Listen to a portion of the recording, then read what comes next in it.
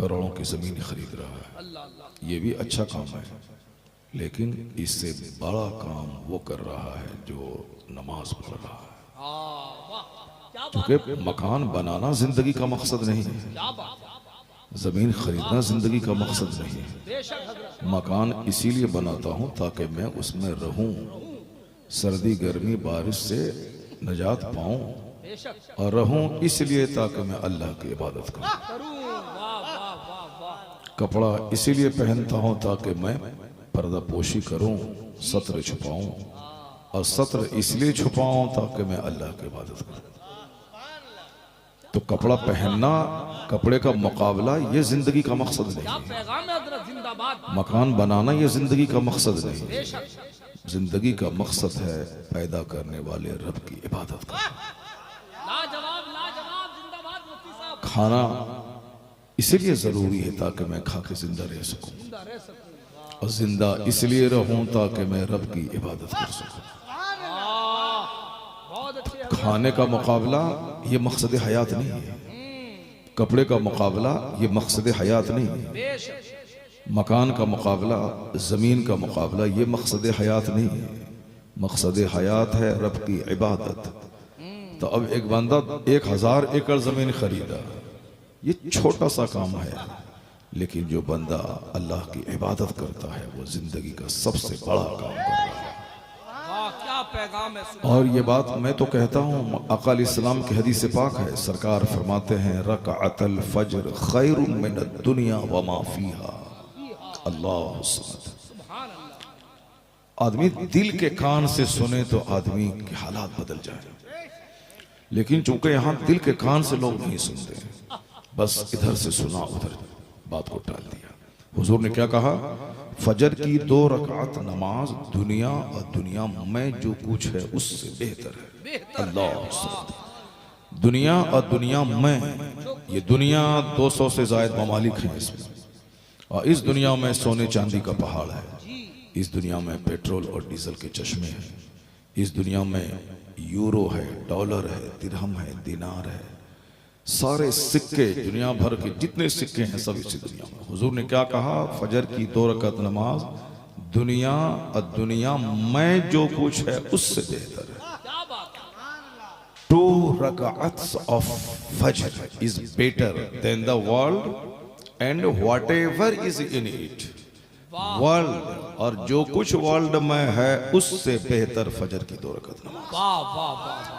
अब एक बंदा हिंदुस्तान का प्रधानमंत्री बन रहा है, एक बंदा इराक का बादशाह बन रहा है, एक बंदा पूरे अरब के जमीन के नीचे सारे पेट्रोल और डीजल का मालिक बन रहा है, मगर हुजूर सच्चे, हुजूर की बात सच्ची। तो हुजूर ने क्या कहा, 2 रकात नमाज दुनिया और दुनिया में जो कुछ है उससे बेहतर है। पता चला कि दुनिया भर की बादशाहत हासिल करने से बेहतर है फजर की 2 रकात। अब एक बंदा आपके गांव में 50 खरब की बिल्डिंग बनाया, और एक बंदा 2 रकात नमाज़े फजर पढ़ने अपने घर से मस्जिद में आ गया। तो हुजूर की इस हदीस की रोशनी में खरबों का मकान बनाने वाले से बेहतर फजर की 2 रकात पढ़ गया।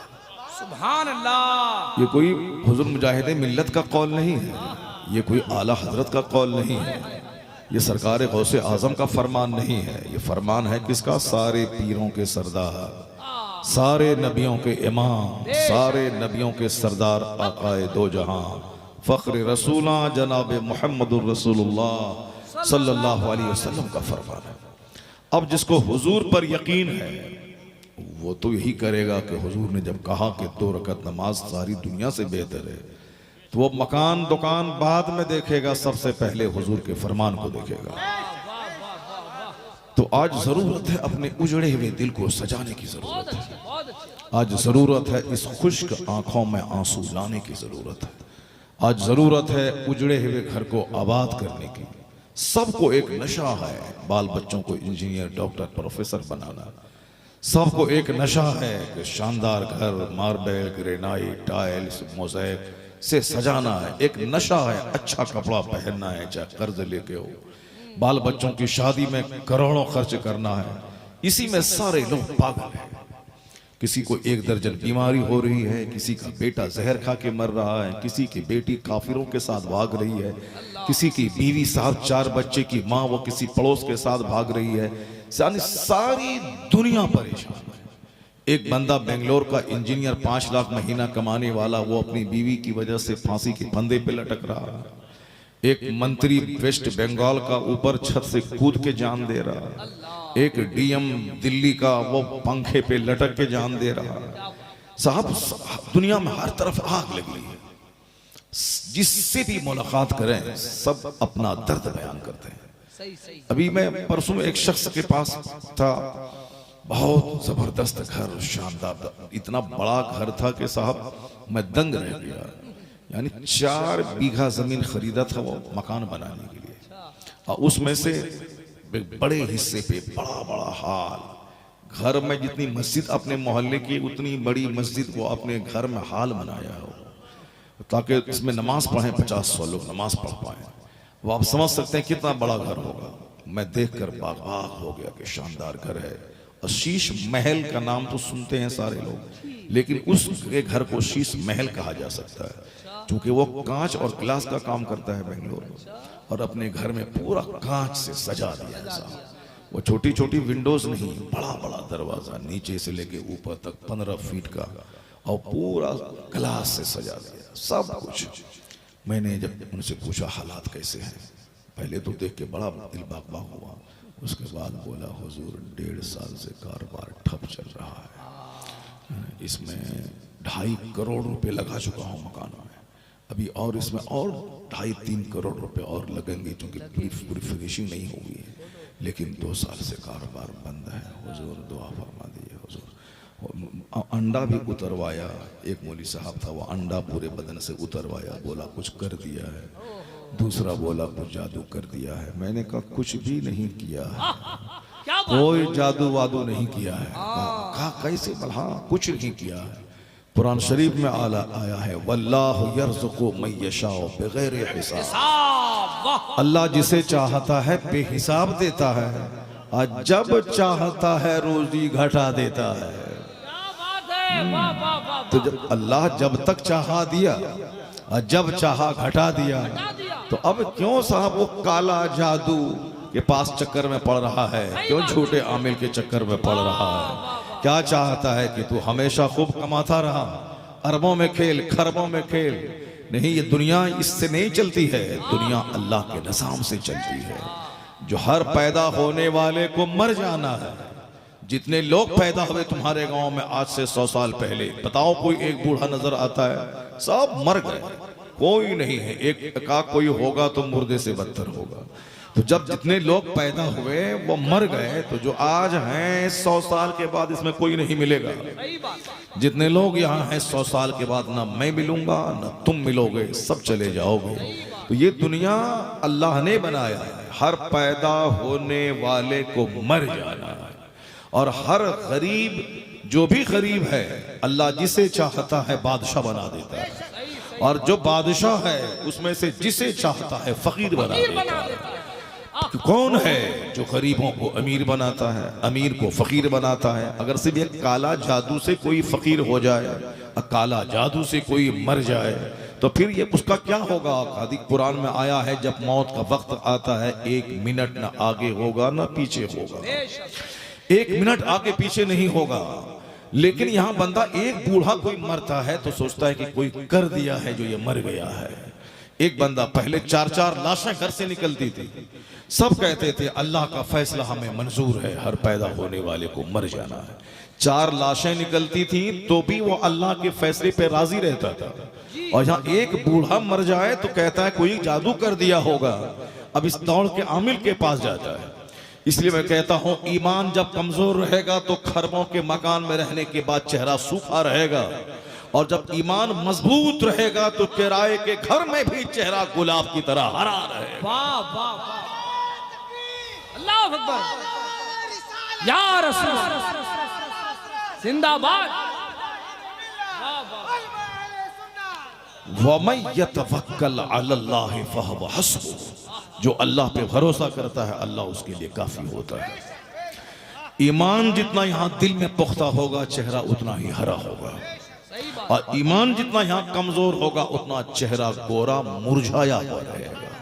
आज 90% लोगों का चेहरा मुरझाया हुआ है। सही बात। देखने में लगता है कि फॉर्च्यूनर गाड़ी दौड़ रही है, मगर अंदर जाने के बाद पता चलता है कि साहब ये फॉर्च्यूनर के पीछे कितने गम की कहानी छुपी हुई है। सही बात। बाहर से देखने में लगता है कि 50 करोड़ का बंगला है, करीब जाने के बाद पता चलता है कि अंदर से किस कदर सिसकियों की आवाज आ रही है, किस कदर लोग रोते हैं। इसलिए जाहिर को मत देखना कि मकान है, गाड़ियां हैं। हर गाड़ी के पीछे कर्ज की कहानी है, हर मकान के पीछे कर्ज की कहानी है, हर मार्बल टाइल्स के पीछे कर्ज की कहानी है। और मकान बनता जाता है, चेहरा मुरझाया रहता है। फैक्ट्री बनती जाती है, चेहरा सूखता रहता है।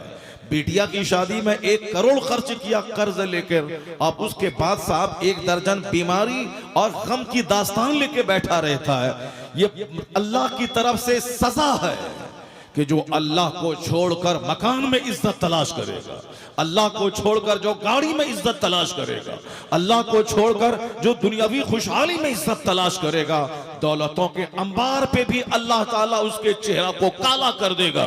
1 दर्जन बीमारियां, बेशुमार परेशानियां अता करके उसे बता देगा कि सुख का रिश्ता दौलत से नहीं है, सुख का रिश्ता मकान से नहीं है, सुख का रिश्ता गाड़ी से नहीं है, चैन का रिश्ता मालो असबाब से नहीं है। अला बिज़िक्रिल्लाह तत्मइन्नुल कुलूब, जान ले के दिलों को आराम अल्लाह के जिक्र से मिलता है, अल्लाह की याद से मिलता है। नारे तकबीर, नारे रिसालत, पैगाम इस्लाम। दिलों को आराम अल्लाह के जिक्र से मिलता है, दिलों को सुकून अल्लाह की याद से मिलता है। 1 खरब घर बनाने वाला 1 खरब का मरने के बाद उसकी कब्र पे चोटी रेंगती है, उनकी कब्र पे बकरा घूमता है, उनकी कब्र पे गाय पेशाब करती है, उनका अपना बेटा ऐश करता है, कोई फातिहा पढ़ने वाला नहीं होता है। लेकिन अल्लाह का वली जो सारी जिंदगी कम खाया, मोटा छोटा पहना, किराए के घर में रहा, झोपड़ी में रहा, जब तक जिंदा रहा लोग उनके पास आके पांव चूमते हैं, उनका हाथ चूमते हैं कि बाबा मेरे दर्द की दवा दे दो, बाबा मुझे तावीज दे दो। और जब वो इंतकाल कर जाते हैं तो बड़े बड़े अरबपति उनकी कब्र पे जाके चौखट चूम के उनके वसीले से अल्लाह से दुआएं मांगते हैं, उनकी कब्र पे गुलाब चढ़ाता है, उनकी कब्र पे फूल चढ़ाए जाते हैं। तो 1000 एकड़ जमीन का जोतने वाला उनकी कब्र पे उनका अपना बेटा नहीं जाता, वहां जानवर रिंग रहे। और यहाँ इस फकीर की कब्र पे 1 करोड़ आदमी जा रहा है और वहां गुलाब छिड़का जा रहा है। पता क्या चला, जो बाल बच्चों के लिए जिएगा बच्चा भी उसका नहीं होगा, और जो रब के लिए जिएगा रब उन करोड़ों लोगों के दिलों में उसकी मोहब्बत अता कर देगा। जो मकान के लिए जिएगा उसका बेटा शराब पिएगा, उसकी कब्र पे नहीं जाएगा, लेकिन जो दीन की खातिर जिएगा वह मर भी जाएगा तो करोड़ों लोग उनकी कब्र पे हाजिरी दे के फातिहा पढ़ते हैं। नारे तकबीर, नारे रिसालत, पैगाम इस्लाम। अल्लामा मुफ्ती शहरे यार साहब किबला, सरजमीने भीमराजपुर, उर्से सुल्तान शाबाब। जीने के 2 तरीके हो गए, जीने के 2 तरीके हो गए। एक तरीका हो गया अपने बाल बच्चों के लिए ही जीना, वो जान ले कि उनके बाल बच्चे भी उसके नहीं होंगे, क्योंकि मरने के बाद उनका बच्चा कुरान नहीं पढ़ेगा, वो किराए पे मदरसे के बच्चों को लाके कुरान पढ़वाएगा, उनका बच्चा किराए पे बच्चों को लाएगा, पैसा के लालच में, बिरयानी के लालच में बच्चा आएगा। लेकिन ये बताइए कि जिसका अपना बच्चा मर गया हो वो औरत जो रोएगी, और जिसको किराए पे लाके रुलाने के लिए बुलाया जाएगा वो जो औरत रोएगी, दोनों में कितना फर्क होगा। जो बिरयानी के शौक में आया है, जो 51 रुपए के शौक में मदरसे से बच्चा आया है, उसके पढ़ने में क्या होगा। वो उनका बाप तो नहीं मरा है, उनकी माँ तो नहीं मरी है, वो तो बिरयानी के शौक में आया है। सामने रहोगे तो पढ़ेगा, उधर चले जाओगे तो बंद कर देगा, भरवाला बोलेगा 5 खत्म, ये बोलेगा 50 खत्म मैंने कर दिया। तो फिर बाप उसका नहीं मरा है, बाप तुम्हारा मरा है, और तुम इधर उधर नाच रहे हो, तुम कुरान पढ़ नहीं रहे हो, तुम कलमा पढ़ नहीं रहे हो, तुम दुरूद पढ़ नहीं रहे हो। बाप तो तेरा मरा है, माँ तो तेरी मरी है। जब माँ मरी है तो बच्चा जो दर्द से कुरान पढ़ेगा उसमें, और जो बोरो लाके कुरान पढ़वाया जाएगा, उसमें वही फर्क होगा जो एक औरत का बच्चा मरे उसके रोने में और 10 रुपए देके रुलाने के लिए जिसको बुलाया गया हो उसके रोने में फर्क होगा। इसलिए अपने बच्चों को कुरान पढ़ाओ, अपने बच्चों को दीन सिखाओ, अपने बच्चों को आलिम के करीब करो, अपने बच्चों को बुजुर्गों की दास्तान सुनाओ, ताकि मदरसे का बच्चा बाद में पढ़ेगा, तेरा बच्चा तेरी कब्र पे जाके आंसू बहा के कुरान पढ़ेगा। और जब तेरा बच्चा कहेगा मालिक मेरे बाप को तू बख्श दे, मेरे बाप ने मकान नहीं दिया, मेरे बाप ने ईमान की दौलत दिया है, इधर बच्चे का आंसू निकलेगा, उधर बख्शिश का परवाना कब्र में मिल जाएगा। नारे तकबीर, नारे रिसालत, वाह वाह वाह वाह, कड़वा सच है, वाह। बोरो वाला काम मत किया करो, बोरो वाला काम मत किया करो। बच्चों के लिए जो जिएगा बच्चा हवा देगा। बच्चे को फुर्सत नहीं मिलेगी नमाज जनाजा पढ़ने की, नमाज जनाजा पढ़ भी नहीं पाएगा, क्योंकि हमने उसको फिजिक्स केमिस्ट्री बायोलॉजी सिखाया है, हमने उसको जनाजे में नमाज जनाजे की नीयत नहीं सिखाया है, हमने उसको जनाजे की दुआ नहीं सिखाया है। इसलिए वो ऐसे ही चुपचाप खड़ा रहेगा, दूसरों का मुंह देखता रहेगा, क्योंकि फिजिक्स पढ़ नहीं सकता है, वो केमिस्ट्री नमाज में पढ़ नहीं सकता है, वो मैथमेटिक्स का फॉर्मूला पढ़ नहीं सकता है, वह हिस्ट्री ज्योग्राफी पढ़ नहीं सकता है। इसलिए कमाल बाप वो है, उस बाप का कमाल है जो फिजिक्स केमिस्ट्री नहीं पढ़ा है, बल्कि फिजिक्स केमिस्ट्री के साथ साथ कुरान भी पढ़ा है, हदीस भी पढ़ा है, उसको दरूद पाक भी पढ़ा है। आप 5 घंटा स्कूल भेजे, 1 घंटा आलिम के पास भेजे, ताकि मरने के बाद कोई मौलाना नहीं मिले ये हमारा प्रोफेसर बेटा जनाजा पढ़ा सके या इंजीनियर बेटा जनाजा पढ़ा सके। तो इंजीनियर बना के जहन्नम में धकेलना कमाल नहीं है, अपनी बिटिया को जींस टी शर्ट पहना के स्कूल में भेजना कमाल नहीं है। कमाल है वो जो अपनी बेटी को जन्नत का रास्ता दिखलाए, अपनी बेटी को फातिमा ज़हरा की कनीज बना दे कि वो 10 मर्दों की महफिल की जीनत नहीं बने, वो अपने शौहर के घर को जन्नत बना दे। और लड़का सिर्फ वो फिजिक्स केमिस्ट्री पढ़ के काफिर का गुलाम ना हो जाए, बल्कि फिजिक्स पढ़े ताकि 2 पैसे कमाए और जिंदा रहे ताकि खुदा की इबादत कर सके। नारे तकबीर, नारे रिसालत, फैज़ाने औलिया इकराम। वो तो काफिरों की सोच है, जो काफिर सोचता है कि सिर्फ दुनिया कमाए, सिर्फ गाड़ी खरीदे, सिर्फ अच्छा कपड़ा पहने, सिर्फ अच्छा घर बनाए, ये काफिरों की सोच है। मुसलमानों की सोच है कि अगर मैं कल मर गया तो कब्र में मेरा क्या होगा, अगर मैं मर गया तो मैदान महशर में मेरा क्या होगा, अगर मैं मर गया तो कल आने वाले वक्त मेरा क्या होगा। बुजुर्गाने दीन का उर्स इसलिए मनाया नहीं जाता है कि वहां जाके धागा बांध दें, वहां जाके तागा बांध दें, वहां जाके चादर चढ़ाने की बाड़ लगा दें, वहां जाने के बाद बिल्कुल गुलाब का फूल डाल के पूरे कब्र को भर दें। नहीं, इसलिए है ताकि बुजुर्गों को याद करके अपनी जिंदगी को रोशन करें, उनकी जिंदगी पढ़ें, ये जीते कैसे थे, ये खाते कैसे थे, आखिर इनकी कब्र पे करोड़पति आके क्यों चादर चूम रहा है, क्यों इनकी चौखट को बोसा दे रहा है, आखिर ये जीता कैसे था, रहता कैसे था। तो हम उनकी जिंदगी को याद करें ताकि हमें जीने का सलीका मिल जाए, हमें जिंदगी गुजारने का ढंग मिल जाए। मगर लोगों ने इन फकीरों की कब्र को दौलत हासिल करने का जरिया बना दिया। कोई लोहबान लेके आ रहा है, कोई अगरबत्ती लेके आ रहा है, कोई चादर लेके आ रहा है, कोई साहब कब्र का तवाफ कर रहा है, कोई कब्र को सजदा कर रहा है। बाबा मुझे 1 करोड़ का प्लॉट सामने बिक रहा, उसको दिलवा दीजिए, बाबा दुआ कर दीजिए। बाबा सारी जिंदगी नमक रोटी खाया, बाबा सारी जिंदगी 155 वाला कपड़ा पहना।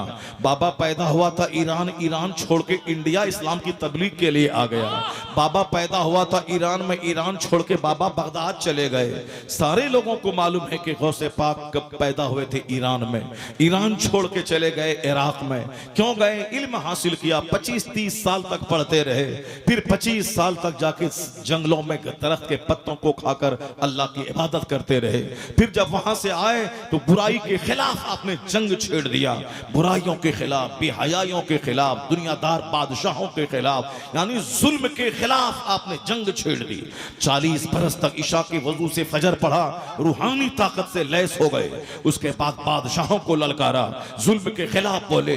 साहब खानकाह में जो मुर्दा निजाम था उसको जिंदा किया, मदरसे में जो निजाम मर चुका था उसको जिंदगी दे दी।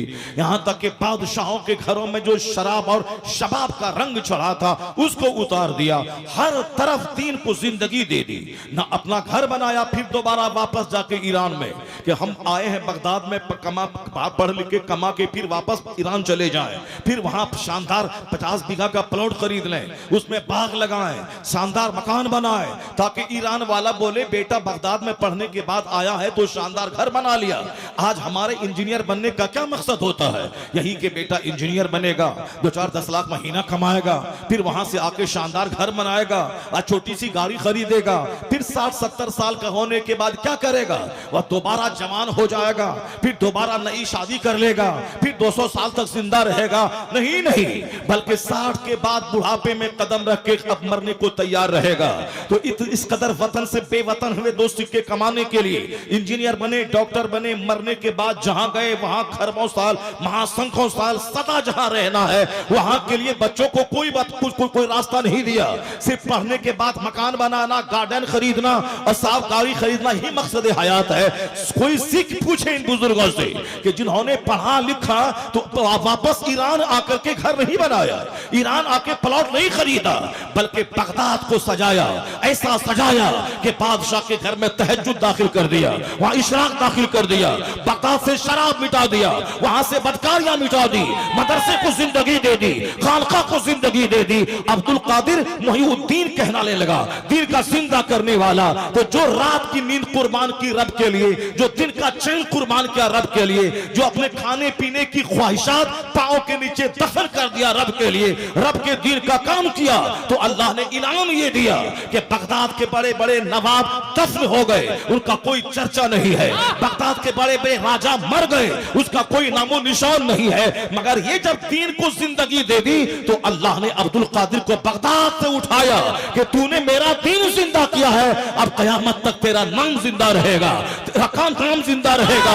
यही वजह है बगदाद में वो उनकी कब्र है। यहाँ करोड़ों कादरी इंडिया में मौजूद है, अमेरिका में कादरी है, ऑस्ट्रेलिया में कादरी है। पता ये चला जो मौल के लिए जिएगा, जो जमीन के लिए जिएगा, जो मकान के लिए फिक्र करेगा, उसको तो उनका बाल बच्चा भी याद नहीं करेगा। लेकिन जो रब के लिए जिएगा, जो दीन के लिए जिएगा, वो इंतकाल कर भी जाए, अल्लाह उसके शोहरत का टंका 4 दांगे आलम में बजा देगा। इसे गुजरता जाएगा, उनका चर्चा होता चला जाएगा। नारे तकबीर, नारे रिसालत, पैग़ाम इस्लाम, शहंशाह खिताबत, अल्लामा डॉक्टर शहरयार खान। बुजुर्गान दीन की जिंदगी से सबक हासिल करना चाहिए। उनके जिक्र से दिल को चैन मिलता है, उनके जिक्र से दिल को नूर मिलता है, उनके जिक्र से दुनिया की चाहत घटती है, उनके जिक्र से आखिरत की तैयारी का शौक पैदा होता है। इसीलिए बुजुर्गों ने उर्स का निज़ाम कायम किया था और हुजूर ने कहा था नहैतुकुम अन ज़ियारतिल क़ुबूर, मैंने तुमको कब्रों की ज़ियारत से रोका था, मगर अब कहता हूं कब्रों की ज़ियारत को जाया करो, जाया करो। क्यों जाया करो? फ़इन्नहा तुज़हिदु फ़िद दुनिया व तुज़क्किरुल आखिरा, इसलिए कि यहां जाने से आखिरत याद आएगी। कब्र पे हाजिरी से दुनिया की जो ख्वाहिशात हैं, मकान, दुकान, जेवर, खाना पीना, कपड़ा लत्ता, खूब जबरदस्त शानदार मैग्निफिसेंट शादी, ये सारी चाहतें घटेंगी उस फकीरों के मजार पे जाने से। लेकिन इन फकीरों की कब्र पे आज जाने के बाद चाहतें जवान हो जा रही हैं कि खूब माल चाहिए, खूब दौलत चाहिए। वो अजमेर गया अरबपति हो गया, वो बरेली गया खरबपति हो गया, वो धामनगर शरीफ गया वो 5 गाड़ी वाला हो गया। जो सारी ख्वाहिशात को मिटाया दीन की खातिर, उनकी कब्र पे जाके दुनिया की भीख मांगी जा रही है। अगर मिल गया तो बाबा बहुत बड़ा है, और नहीं मिला तो बाबा कौड़ी के 3 है। धामनगर से मिल गया तो बाबा मुजाहिदे मिल्लत है, और नहीं मिला तो कुछ भी नहीं है। वो वहां मुराद पूरी नहीं होती है। क्या मतलब? ये दुनिया का तलबगार ये तय कर रहा है कि ये बाबा पहुंचा हुआ है या बाबा पहुंचा हुआ नहीं है। ये समझ ले, जो धामनगर गया, जो अजमेर गया, जो बरेली गया, जो बगदाद गया, माल के लिए गया, तो समझ ले कि वो तबाह हो बर्बाद हो गया। और जो धामनगर गया सजदा खास के लिए गया, वहां गया रुकू के लिए गया, ताकि नमाज का जज्बा मिले, जन्नत की जाने की तौफीक मिले, जन्नत की तैयारी की तौफीक मिले। वो समझ ले कि बाबा उसको सीने से लगा के फैजान डाल दिया। बादशाहों की कब्र से दुनिया मांग, ये फकीरों की कब्र है। यहां से अगर आखिरत मिल गई, समझ ले कि सबसे बड़ी दौलत मिल गई। लाजवाब, नारे तकबीर, नारे रिसालत, दरबारे औलिया। वाह, ये लोगों ने मज़ारात के तक़द्दुस को पामाल किया, मज़ारात को लोगों ने चौपट करके रख दिया। अगर यही मसला है कि भीड़ लगाने का, तो तुम्हारी पूरी जगन्नाथ में तो करोड़ों की भीड़ लग रही है। वहां तो साफ पैसा के लिए भीड़ लग रही है, माल के लिए भीड़ लग रही है। तो भीड़ जुटाने को देखकर ये न बोला जाएगा कि बाबा का फैज बट रहा है।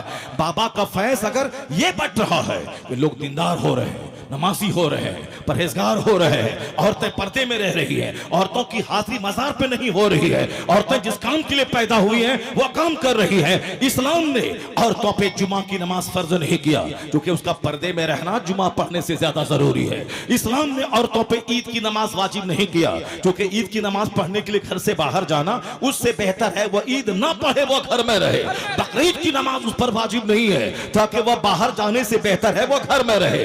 जमात से नमाज पढ़ने का सवाब 27 गुना ज्यादा है, मगर ये मर्द पढ़े, औरत एक नमाज बंद कमरे में पढ़े, मर्दों के बराबर उसको अजर मिल जाएगा। तो जब औरतों पे जमात वाजिब नहीं है, औरतों पे जुमा फर्ज नहीं है, औरतों पे ईदैन वाजिब नहीं है, तो दरगाहों पे जाना किस इस्लाम ने जायज करार दे दिया? मेला ठेला बनाना किस मजहब ने जायज करार दे दिया? ये हिंदुओं की औरतों को देखकर मंदिरों में औरतों की भीड़, थान में औरतों की भीड़, धाम में औरतों की भीड़, उसी का देखा देखी मुसलमानों की बेटियों ने सोचा मस्जिद में तो जान ही सकते हैं, अब दरगाहों पे भीड़ लगा रही है। सुनो, गौसे पाक ने कहा है, जब औरतें घर से निकलती हैं तो शैतान झांक झांक के देखता है, उस पर अल्लाह की लानत बरसती है। जब दरगाहों के इरादे से निकलती है तो वापस आने तक उस पर लानतें बरसती हैं। इसलिए एक कौम मुस्लिम अपनी बीवी पे और बेटी को बता दे, जब जुमा जैसी नमाज तुझ पर फर्ज नहीं है पर्दे की वजह से, ईदैन वाजिब नहीं है पर्दे की वजह से, जमात वाजिब नहीं है पर्दे की वजह से, तो मजार पे जाने को जायज किसने करार दे दिया? तू घर में रह, पर्दे में रह। तू पर्दे में रहेगी तो तेरी गोद से वली पैदा होगा, अब्दाल पैदा होगा, गौस पैदा होगा, कुतुब पैदा होगा। अगर तू दरगाह पे गई और 10 मर्दों की गोद में झूली तो तेरी गोद से लुच्चा पैदा होगा, शराबी पैदा होगा, ज़िनाकार पैदा होगा, सुदखोर पैदा होगा, हरामखोर पैदा होगा, अय्याश पैदा होगा। तू घर में रह, दरगाह पे मत जा, मस्जिद मत जा, अपने घर में इबादत कर, तेरी गोद से मोइनुद्दीन जैसा का गुलाम पैदा होगा। नारे तकबीर, पूरा मजमा नारे रिसालत, फैज़ाने आला हज़रत शहंशाहे खिताबत, इस्लाहे माशरा, उर्से सुल्तान शाह बाबा। लाजवाब लाजवाब, क्या पैगाम है? बुजुर्गों की जिंदगी से नूर मिलता है, बुजुर्गों की जिंदगी से नूर मिलता है, बुजुर्गों के बयान से सीने को सेटिस्फैक्शन मिलता है, बुजुर्गों के बयान से दुनिया की चाहत घटती है, बुजुर्गों के जिक्र से आखिरत की तैयारी का शौक पैदा होता है। इसीलिए उर्स है ताकि साल में एक बार वहां आके उस बुजुर्ग के कैरेक्टर को सुना जाए, ताकि उसकी एक रोशनी मुझको भी मिल जाए, मुझे भी उसकी खैरात मिल जाए। आपने सुना होगा बुजुर्गान दिन जीते कैसे हैं। एक शख्स पैदा हुआ था ईरान में, ईरान के देहात में। उनकी वालदा बड़ी नेक बखत थी, उनके वालिद बड़े नेक थे। माँ बाप जब नेक होते हैं तो औलाद का नेक होना तय है। आज सब लोग परेशान हैं कि मेरा बेटा मेरी बात नहीं मान रहा है, मेरा बेटा ससुराल वाले का गुलाम हो गया है, मेरा बेटा अपनी बीवी और अपनी साली के पीछे पागल है, बूढ़ी माँ परेशान है, डॉक्टर के पास ले जाने के लिए बेटे के पास टाइम नहीं है। सारे लोग परेशान हैं। आखिर में पहले तो दरगाहों की हाजिरी की थी कि बेटा हो जाए, लेकिन जब बेटे से तंग आ रहा है गार्जियन तो अब कहता काश ये बेटा पैदा ही नहीं होता।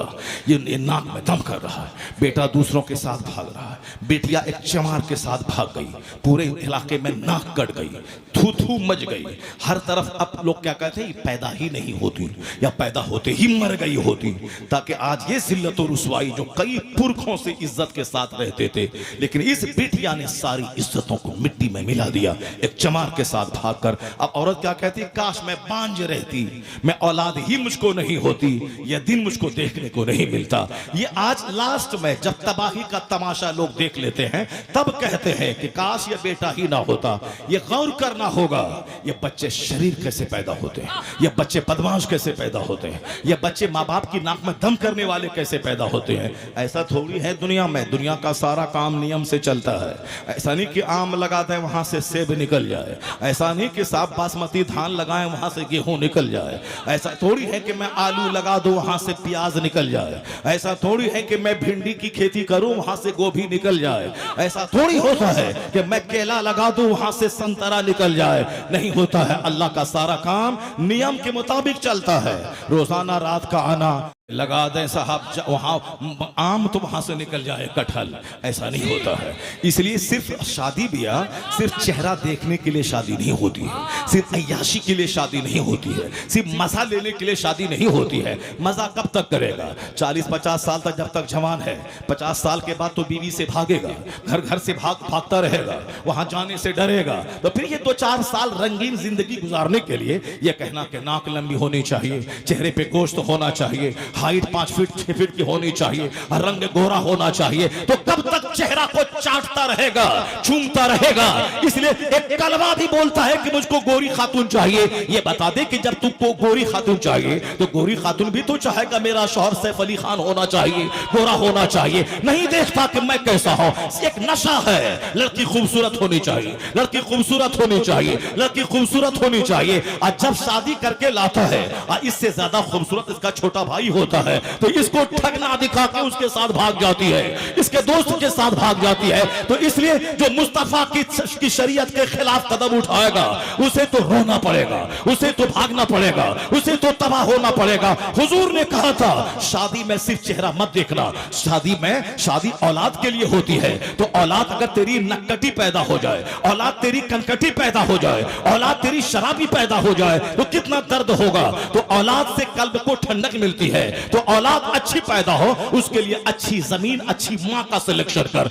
सिर्फ चेहरा मत देखना, उसका कैरेक्टर देख, उसका बैकग्राउंड देख, उसके अहवाल देख, उसका तकवा देख, उसकी परहेजगारी देख। डीएलएड मत देखना, मैट्रिक मत देखना, एमएड मत देखना, ग्रेजुएट मत देखना इसे सूरह यासीन याद है कि नहीं, सूरह मुज़म्मिल याद है कि नहीं, सूरह दुखान याद है कि नहीं, नमाज़ी है या नहीं, परहेजगार है या नहीं। अगर नेक औरत लाएगी तब तेरा बच्चा गुलाम हुसैन पैदा होगा, गुलाम हसन पैदा होगा, गुलाम अब्दुल कादिर जिलानी पैदा होगा।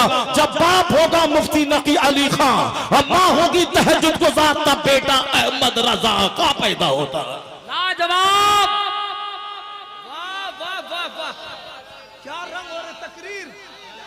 अल्लाह आपको सलामत रखे हजरत मुफ्ती साहब, अल्लाह अल्लाह बेपनाह बरकतें अता फरमाए। वाह, तकरीर नहीं हो रही है, पूरा ऑपरेशन हो रहा है। बिल्कुल वाह।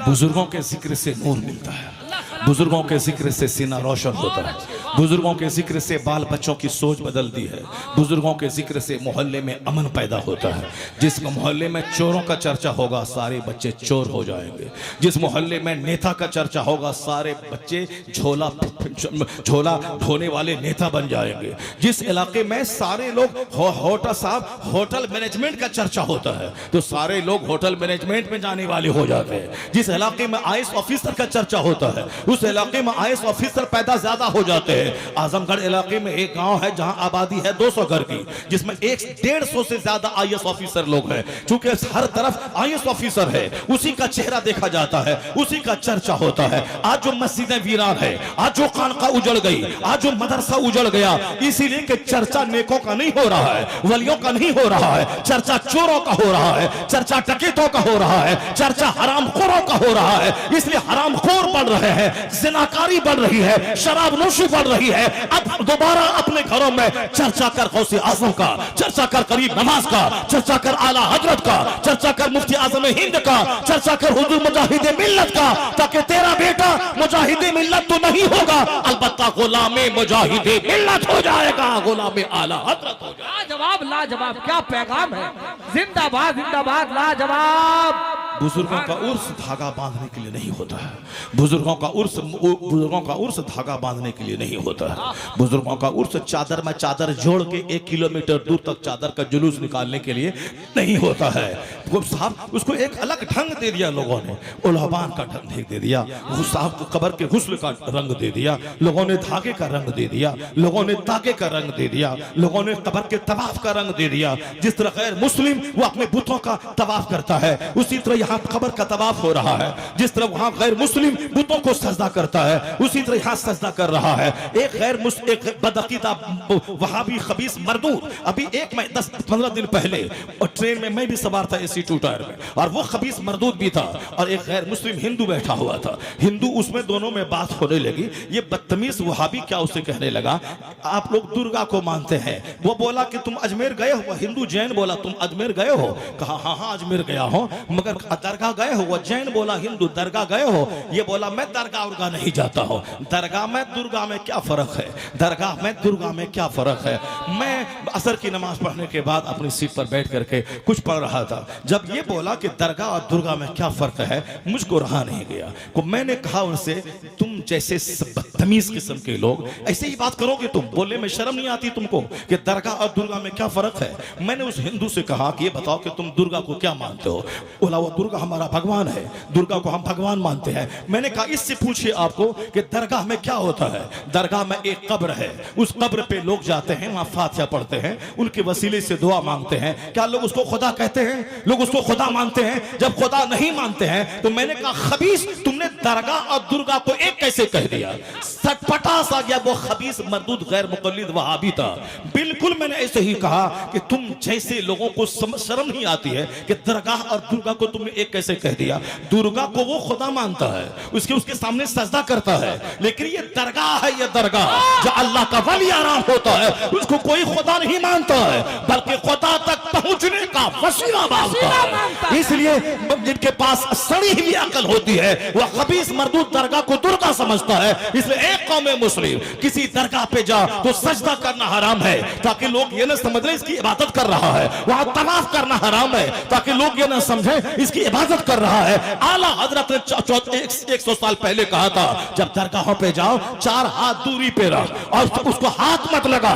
तवाफ करना हराम, सजदा करना हराम, 4 हाथ दूरी पे रह। कुरान में से जो याद है पढ़, उसकी रूह को सवाब पहुंचा, उनके वसीले से अल्लाह से दुआ कर, फिर मुअद्दब होकर वापस तू पलट जा। अगर आला हजरत के पैगाम पर अमल किए होते तो इस खबीस को उस दरगाह को दुर्गा कहने की हिम्मत न होती। तो हमने सुन्नियत को बदनाम किया। इसलिए ए सुन्नी, आज आला हजरत के मसलक पर अमल कर, दरगाहों पर सजदा मत कर, दरगाहों का तवाफ मत कर, हिंदुओं की तरह धागा मत बांध, हिंदुओं की तरह तागा मत बांध। वहां 4 हाथ दूरी पे रह, अपनी माँ बहन बेटी को वहां मत ले जा। औरतों की हाजिरी से मंदिरों की याद आती है, औरतों की हाजिरी से तकद्दुस पामाल होता है, दरगाह मीटिंग पॉइंट बन जाता है।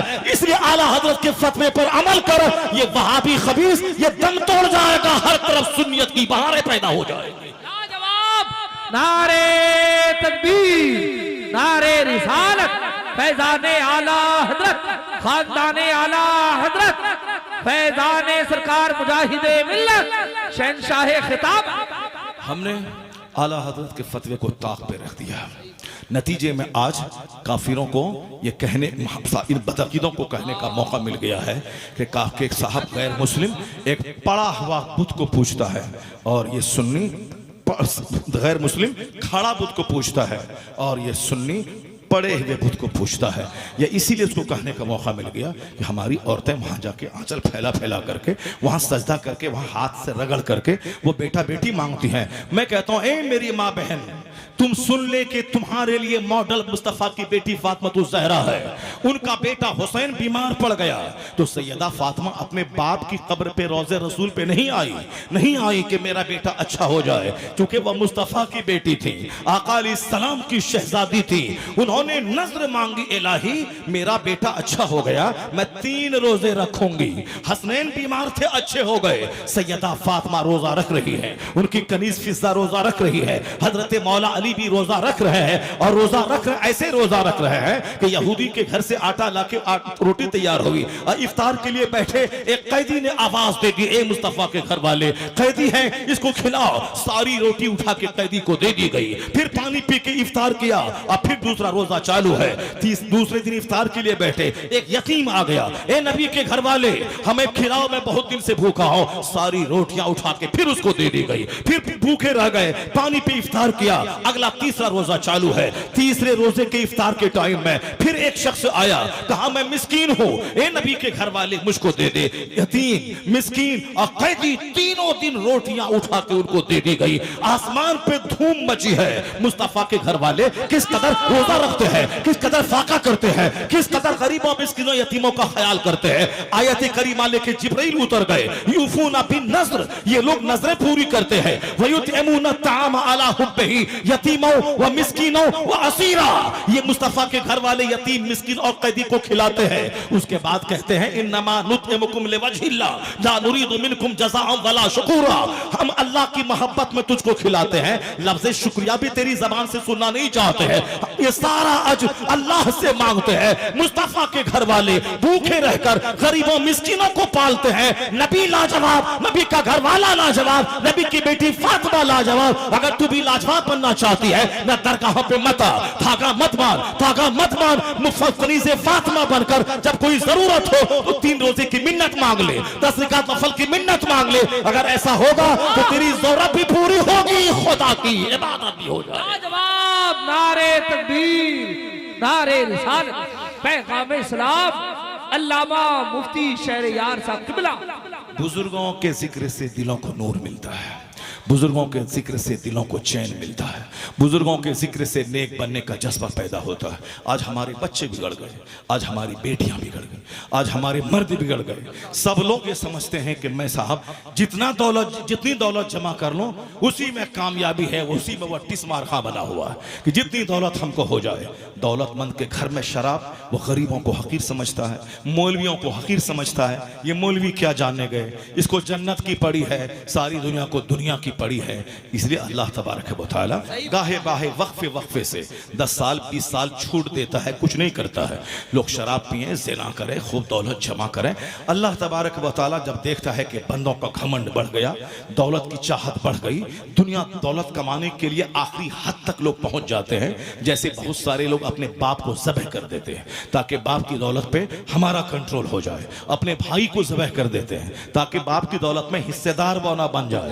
यानी दौलत का जो रसिया हो जाता है, जो दौलत का गुलाम हो जाता है, वही ना नमाज छोड़ेगा ताकि हमारा कारोबार ठप ना हो जाए। वह नमाज पढ़ने के लिए जाएंगे, आधा घंटा लगेगा, आधे घंटे में ग्राहक लौट के चला जाएगा। तो फिर यही साथ दुनिया ने ही मस्जिदों को उजाड़ दिया, दुनिया की चाहत ने ही जलसों को उजाड़ दिया। वो तो आपके बाप माँ अच्छे थे कि उसकी अच्छी औलाद आप हैं, कि बगैर दुनियावी फायदा के यहाँ 1000 की तादाद में बैठे हुए हैं। लेकिन आज जो बच्चे जिस तरह से जी रहे हैं, या जोकर जो जिस तरह से बाल रख रहे हैं, जिस तरह से धागा पहन रहे हैं, जिस तरह से पांव में कड़ा डाल रहे हैं, जिस तरह से जोकरों की तरह बाल रख रहे हैं, जिस तरह 24 घंटे जुबान में गुटखा रख करके अपने मुंह को कैंसर की दावत दे रहे हैं, ये बताइए ये कैंसर से पीड़ित बाप की औलाद कैसी होगी, इनका बच्चा कैसा होगा।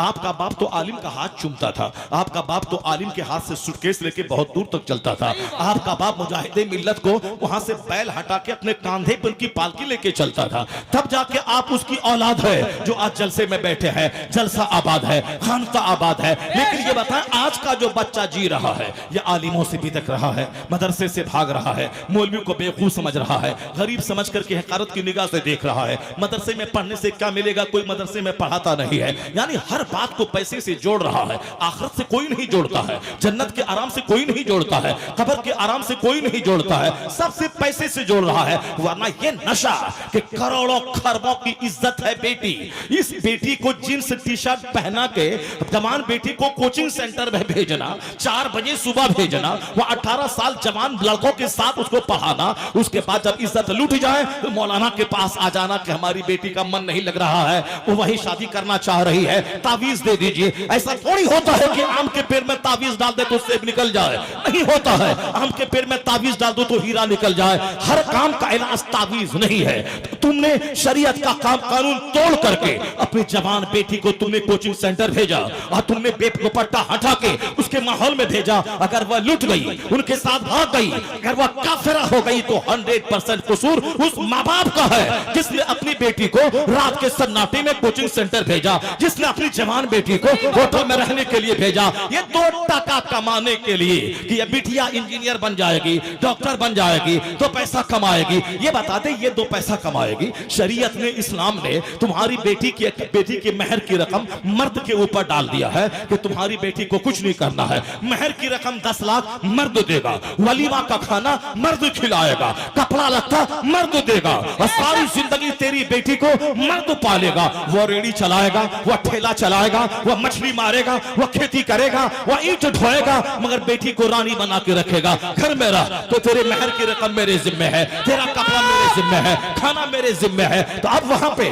औरतें जब समझती हैं कि मेरा शौहर सरताज है, वह मजदूरी करता है, उसके बाद लाके मुझको खिलाता है, रानी बना के रखता है, मुझको बाहर नहीं जाने देता है, तो शौहर की इज्जत दिल में होती है। वह शौहर का पांव दबाती है, शौहर की पेशानी को बोसा देती है। जब वहां इस तरह का मोहब्बत का माहौल हो तो शौहर अपना पांव, अपना दिल बीवी के पांव के नीचे बिछा देता है, ये मुझको इज्जत दे रही है। क्योंकि जब बीवी समझती है ये मेरा मालिक मुख्तार है, ये मुझको रोजी रोटी तलाश करके मुझको खिलाता है, तब उसके बाद वहां सम्मान का माहौल रहता है। लेकिन जब लड़की 2 पैसा कमाने लगेगी, ना शौहर का पांव दबाएगी, ना उसके सर में तेल लगाएगी, और फिर वो कमाएगी, वो पैसे का मालिका बनेगी, वो बोलेगी मैं शौहर को नहीं दूंगी, मेरे बाप ने जमीन बेचकर मुझको पढ़ाया है, तो फिर वो अपने भाई को देगी, अपनी फूफी को देगी, तो शौहर नाराज होगा। तो अपनी बेटी के सुख का कातिल है वो बाप जो अपनी बेटी को मुलाजमत करवा के अपनी बेटी की जिंदगी को तल्ख करना चाहता है, उसको शौहर की निगाहों में गिराना चाहता है। इसलिए वह ना कमाने वाली खातून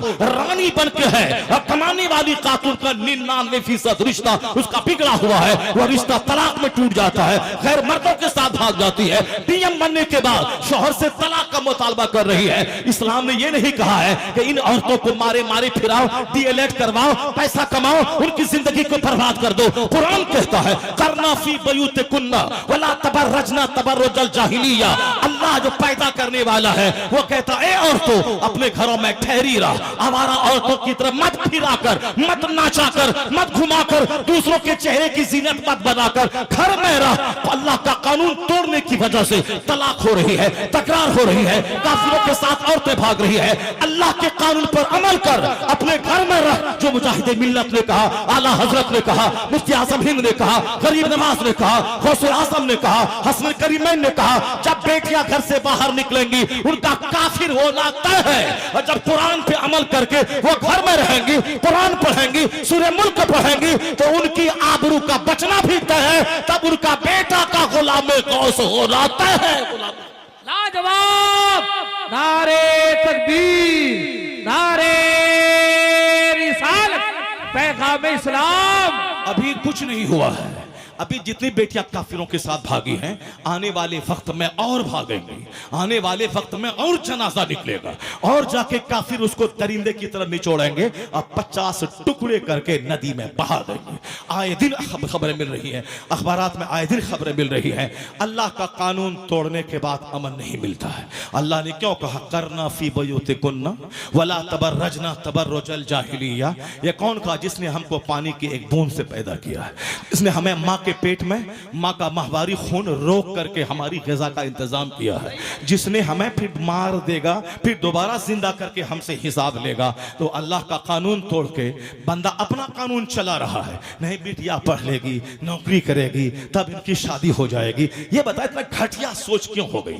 घटिया सोच क्यों हो गई? मर्द औरत के बगैर रह पाएगा? नहीं रह पाएगा। जब नहीं रह पाएगा, आजकल शादी मुश्किल हो गई है, मर्दों को अब लड़कियां नहीं मिल रही हैं। लड़कियां एक तरफ बूढ़ी हो रही, 40 साल की उम्र की होगी, उनको रिश्ता नहीं मिल रहा है। क्यों? इसलिए नहीं मिल रहा है कि ये लड़का बेरोजगार है, ये कमाता नहीं है। लड़कियां साफ पढ़ी लिखी नहीं है, ये कमा नहीं रही है। दोनों के दिमाग में दुनिया बस गई। यही वजह है कि दोनों की जिंदगी तल्ख हो गई।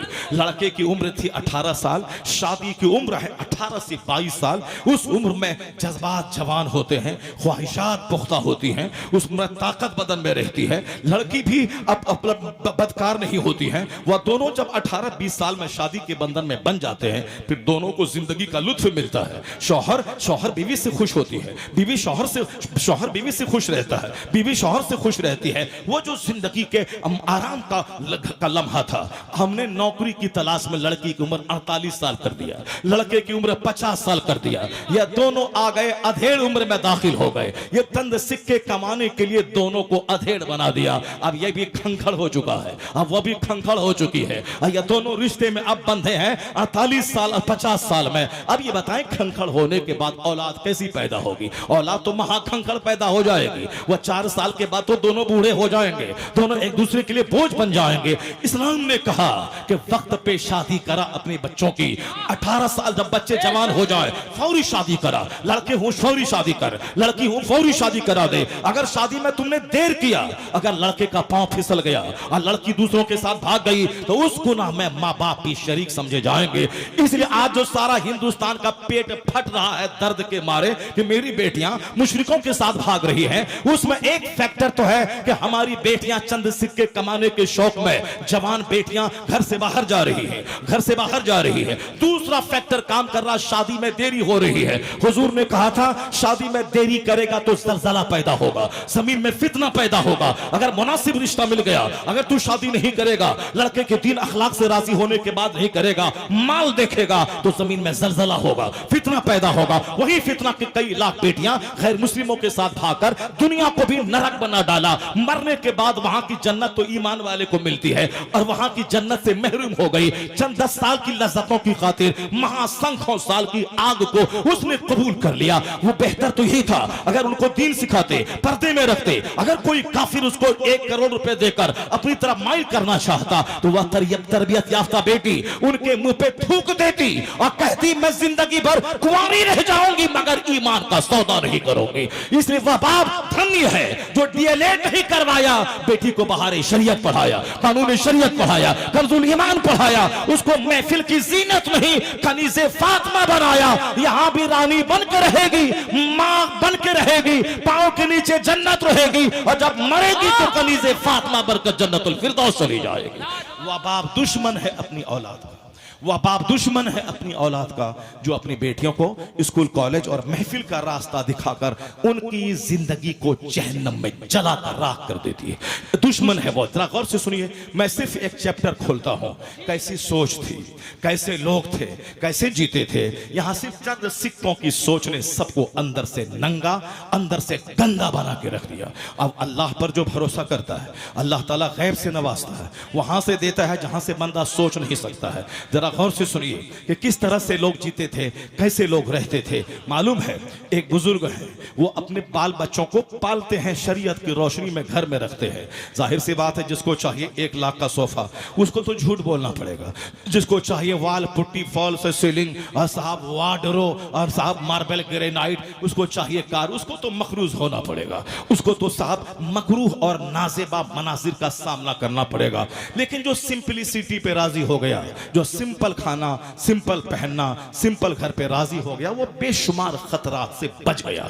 आज जब पेचीदगी ने जहर खिलाने पर मजबूर किया, पेचीदगी ने फांसी के फंदे पे लटकाया, इस्लाम ने क्या कहा? अल बज़ाज़तु मिनल ईमान, सादगी ईमान का हिस्सा है। Simplicity is the part of faith, सादगी ईमान का हिस्सा है। जिस दस्तरखान पे 1 सालन हो उसका चेहरा काला कभी नहीं होगा, जिसके बदन पे 3 कपड़ा हो उसका चेहरा कभी काला नहीं होगा, जिसका मकान सिंपल रहे वो कभी जहर खा के नहीं मरेगा। यहां तो ख्वाहिशात बढ़ जाती हैं, मुकाबला दूसरों से होता है। सामने वाला फॉर्च्यूनर खरीदा है, मेरे पास डिजायर है, तो डिजायर फॉर्च्यूनर के सामने कोई हैसियत नहीं रखती है। मैं तो गरीबों की कार पे हूं, वो तो फॉर्च्यूनर 55 लाख के लिए आया है, मुझको उसका मुकाबला करना है। चाहे लोन लेना पड़े, चाहे तक कर्जा लेना पड़े, चाहे जमीन बेचना पड़े, कुछ भी हो मुकाबला करना है। तो अब जब मुकाबला तुम करोगे, तुम्हारा चेहरा तो हल्का होगा, चेहरा तो काला होगा, ब्लड प्रेशर हाई तो होगा, शुगर के मर्ज तो होगा, बेशुमार बीमारियां, हार्ट तो खतरे में पड़ेगा, बाईपास सर्जरी की नौबत तो आएगी,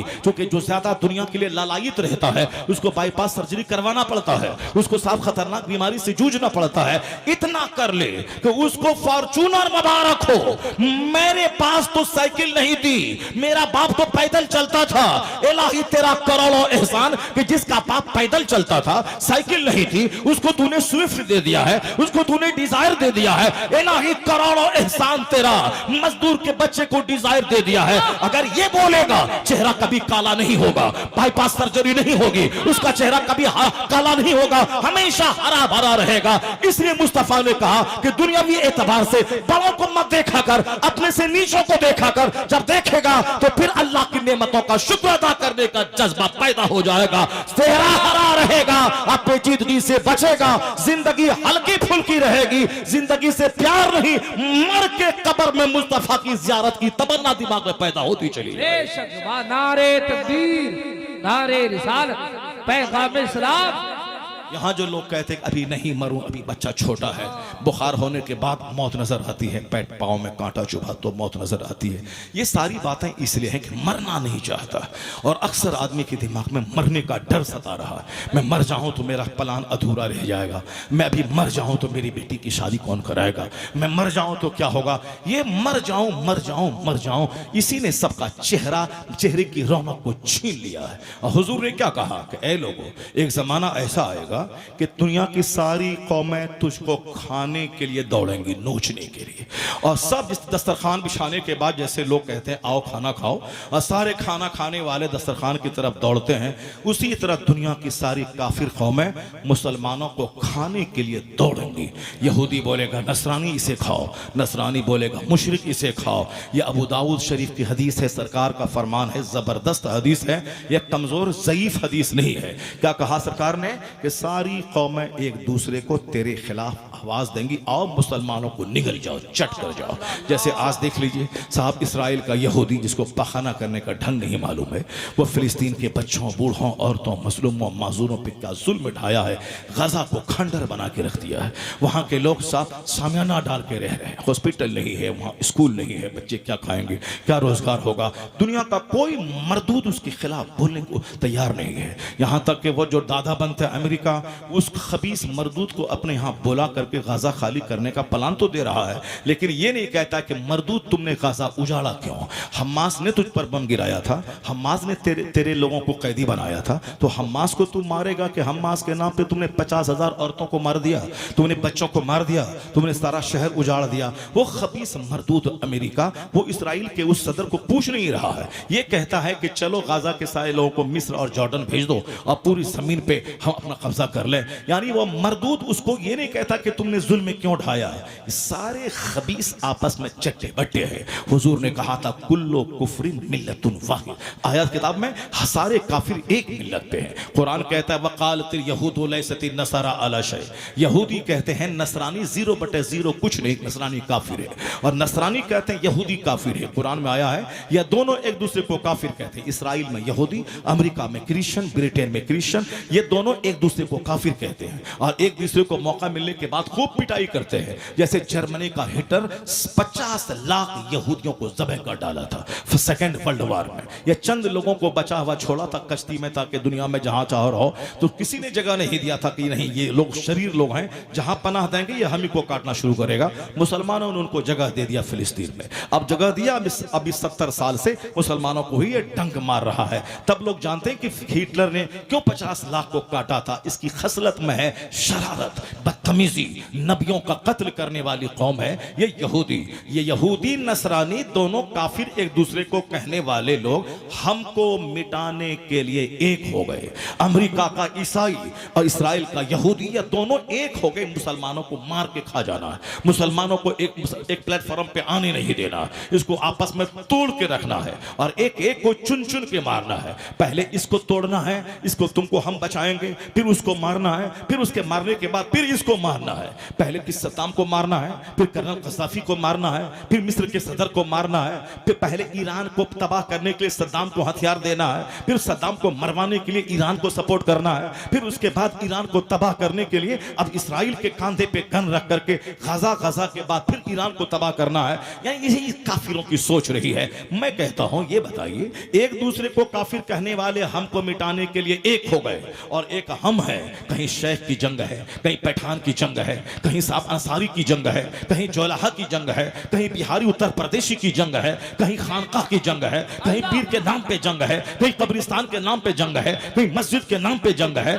एक गांव में 100 लोग हैं, 5 ग्रुप में लोग बटे हुए हैं। ए मुसलमान, ये काफिर तुझको चाटने के लिए तैयार है, ये निगलने के लिए तैयार है, या दोनों मिलके एक दूसरे को काफिर कहने वाला हमको मिटाने के लिए एक हो गया है। और हमारे पैगंबर ने 1400 साल पहले कहा था, ला फदला ले अरबिय्यिन अला अजमी वला ले अजमिय्यिन अला अरबी वला ले अबयदा अला अस्वद वला ले अस्वदा अला अबयद इल्ला बित्तक़वा। हुजूर ने कहा था अब इस्लाम आ गया है, जहालत मिट गई है, अब किसी अरबी को अजमी पर कोई फौकियत नहीं है, कोई गोरा काले पर फौकियत नहीं रखेगा, बल्कि अब जो जितना ज्यादा ईमान वाला होगा, तकवा वाला होगा, परहेजगार होगा, वही इज्जत पाएगा। अब रंग नहीं देखा जाएगा, अब मुल्क नहीं देखा जाएगा, तकवा देखा जाएगा, कैरेक्टर देखा जाएगा, ईमान देखा जाएगा, अच्छा अमल देखा जाएगा। धन दौलत देखकर इज्जत नहीं दी जाएगी, तकवा देखकर, अल्लाह से जो ज्यादा डरने वाला होगा वही इज्जत वाला होगा। तो जो इस्लाम ने रंग का फर्क मिटा दिया, मुल्क का फर्क मिटा दिया, सबों को भाई भाई बना दिया, ये मुसलमान अब लड़ रहा है अंसारी के नाम पे, जोलाहा के नाम पे, बिहारी के नाम पे, उत्तर प्रदेशी के नाम पे, पीर के नाम पे, मजार के नाम पे, मदरसा के नाम पे, मस्जिद के नाम पे। अब कम से कम आंख तो खोल ले, या दोनों काफिर यूनाइट हो गए हमको मिटाने के लिए। अब ये छोटी छोटी सारी जंगों को मिटा दे, सब आपस में एक हो जा, मुत्तहिद हो जा और बोल तू मिल गया है मुझे मिटाने के लिए, अब हम भी मुत्तहिद हो गए हैं इस्लाम बचाने के लिए। पेशाब कर डालेगा, इसराइल पखाना कर डालेगा, इसलिए अरबों अजम पे तेरा राज कायम होगा। छोटी छोटी बातों को छोड़ दे, आपस के इख्तिलाफ को बंद कर दे, मुसीबतों पे सब्र करने का सब शऊर पैदा कर। छोटी छोटी बात सब्र खामोशी के साथ पी जा। भाई भाई से जंग करना छोड़ दे, आपस में लड़ना छोड़ दे। लड़ने के लिए नहले पे दहला नहीं ठोकना होगा, नहले पे दहला नहीं ठोकना होगा, बल्कि जंग का माहौल खत्म करने के लिए सब्र करना होगा, खामोश होना होगा, दूसरों की मुसीबत पे सब्र करना होगा, अपनी तरफ से पहल करना होगा, सलाम का इंतजार भी करना होगा, अपनी तरफ से सलाम करना होगा, अपनी तरफ से जनाजे में जाना होगा, अपनी तरफ से इयादत मजाद पुरसी को जाना होगा। इंतजार मत कर, एक तरफा अखलाक का मुजाहिरा कर, नफरतें मिटेंगी, मोहब्बत का माहौल पैदा हो जाएगा। नफरतें लाजवाब लाजवाब हो जाएगा। बुजुर्गान दिन बुजुर्गान दिन की जिंदगी से नूर मिलता है। जरा गौर से सुनिए, मैं एक मर्द कैसे होते थे, औरतें कैसी होती थी, और हमारे चंद सिक्के ने मुझको तबाह बर्बाद करके रख डाला। मुस्तफ़ा का मदीना है, मदीना इस्लाम की राजधानी है, मदीना इस्लाम का मरकज है। उस मदीने में एक जवान है, उस जवान की शादी हुई है। पहले हर जवान की शादी 18 से लेकर 20 के बीच में हर हाल में हो जाती थी। मुश्किल से ही कोई जवान मिलता होगा जो 27 साल 30 साल का होगा, उसकी शादी ना हुई हो। लड़कियों की शादी 10 साल के बाद से लेकर 18 साल के अंदर में हो जाती थी। लड़कियां जवान होती थीं तो उनकी आंखें अपने शौहर को देखती थी, जवान होने के बाद आंखें शौहर को देखती थी। और यहां 50 मर्दों को पहले लड़कियां देख चुकी होती हैं, तब आ करके खंखड़ होने के बाद लास्ट में अपने शौहर का मुंह देखती है। ये बताएं कि उस वक्त में उनके शौहर के मुंह देखने का कि क्या लज्जत उसको मिलेगी, जो 50 मर्दों को पहले देख चुकी है। जवानी का जो क्रीम पीरियड है, वह क्रीम पीरियड 10 मर्दों का मुंह देखने में गुजार चुकी हैं, और जब अधेड़ हो चुकी हैं तब वह शौहर का मुंह देख रही हैं। वहां सुकून कभी नहीं होगा, वहां कोई बहुत बड़ा कुतुब अब्दाल बच्चा कभी नहीं पैदा होगा। इस्लाम का नजरिया यही है कि बच्चियां जवान होती थी तो पहली नजर शौहर पे पड़ती थी, और ये इसलिए पहले शादी कम उम्र में हो जाती, 10 साल में हो गई, और जवान होने के बाद 15 साल में रुखसती हुई। शादी होने के बाद चूंकि जब वो जानती थी कि मेरा निकाह हो चुका है, अब वो अपने शौहर की अमानत है, वह इधर उधर चक्कर नहीं चलाती थी, वह ताक झांक करके दीवार में दूसरों को नहीं देखती थी, वह साहब 10 मर्दों की जीनत बनने के लिए महफिल में नहीं जाती थी। इसलिए वो जवान होती थी तो शौहर का मुंह देखती थी। वो जवान होने, मेरी बीवी खुद है, जब मेरी मेरी शादी हुई थी, मेरी बीवी शादी के टाइम में उसको मंथली कोर्स आया ही नहीं था, यानी वो हैज का जो पहला खून आता है उसको नहीं आया था। शादी होने के बाद तब उनको साहब मंथली कोर्स आया। मेरे जो ससुर थे अपने जमाने के बहुत बड़े मुफ्ती थे, हमारे पीरो मुर्शिद भी बहुत थे, खलीफा मुफ्ती आजम हिंद भी बहुत थे, और सरकार मुफ्ती आजम हिंद के खलीफा और बहुत बड़े मुर्शिद, बुखारी शरीफ तक हिदायतुन नहव से लेकर सारी किताबें हमको उन्होंने पढ़ाई है। तो इसलिए वो उनकी 4 बेटियां, चारों बेटियों की शादी हालत नाबालगी में हो गई। शादी के 2 साल 3 साल के बाद तब उनकी बेटियां जवान हुई।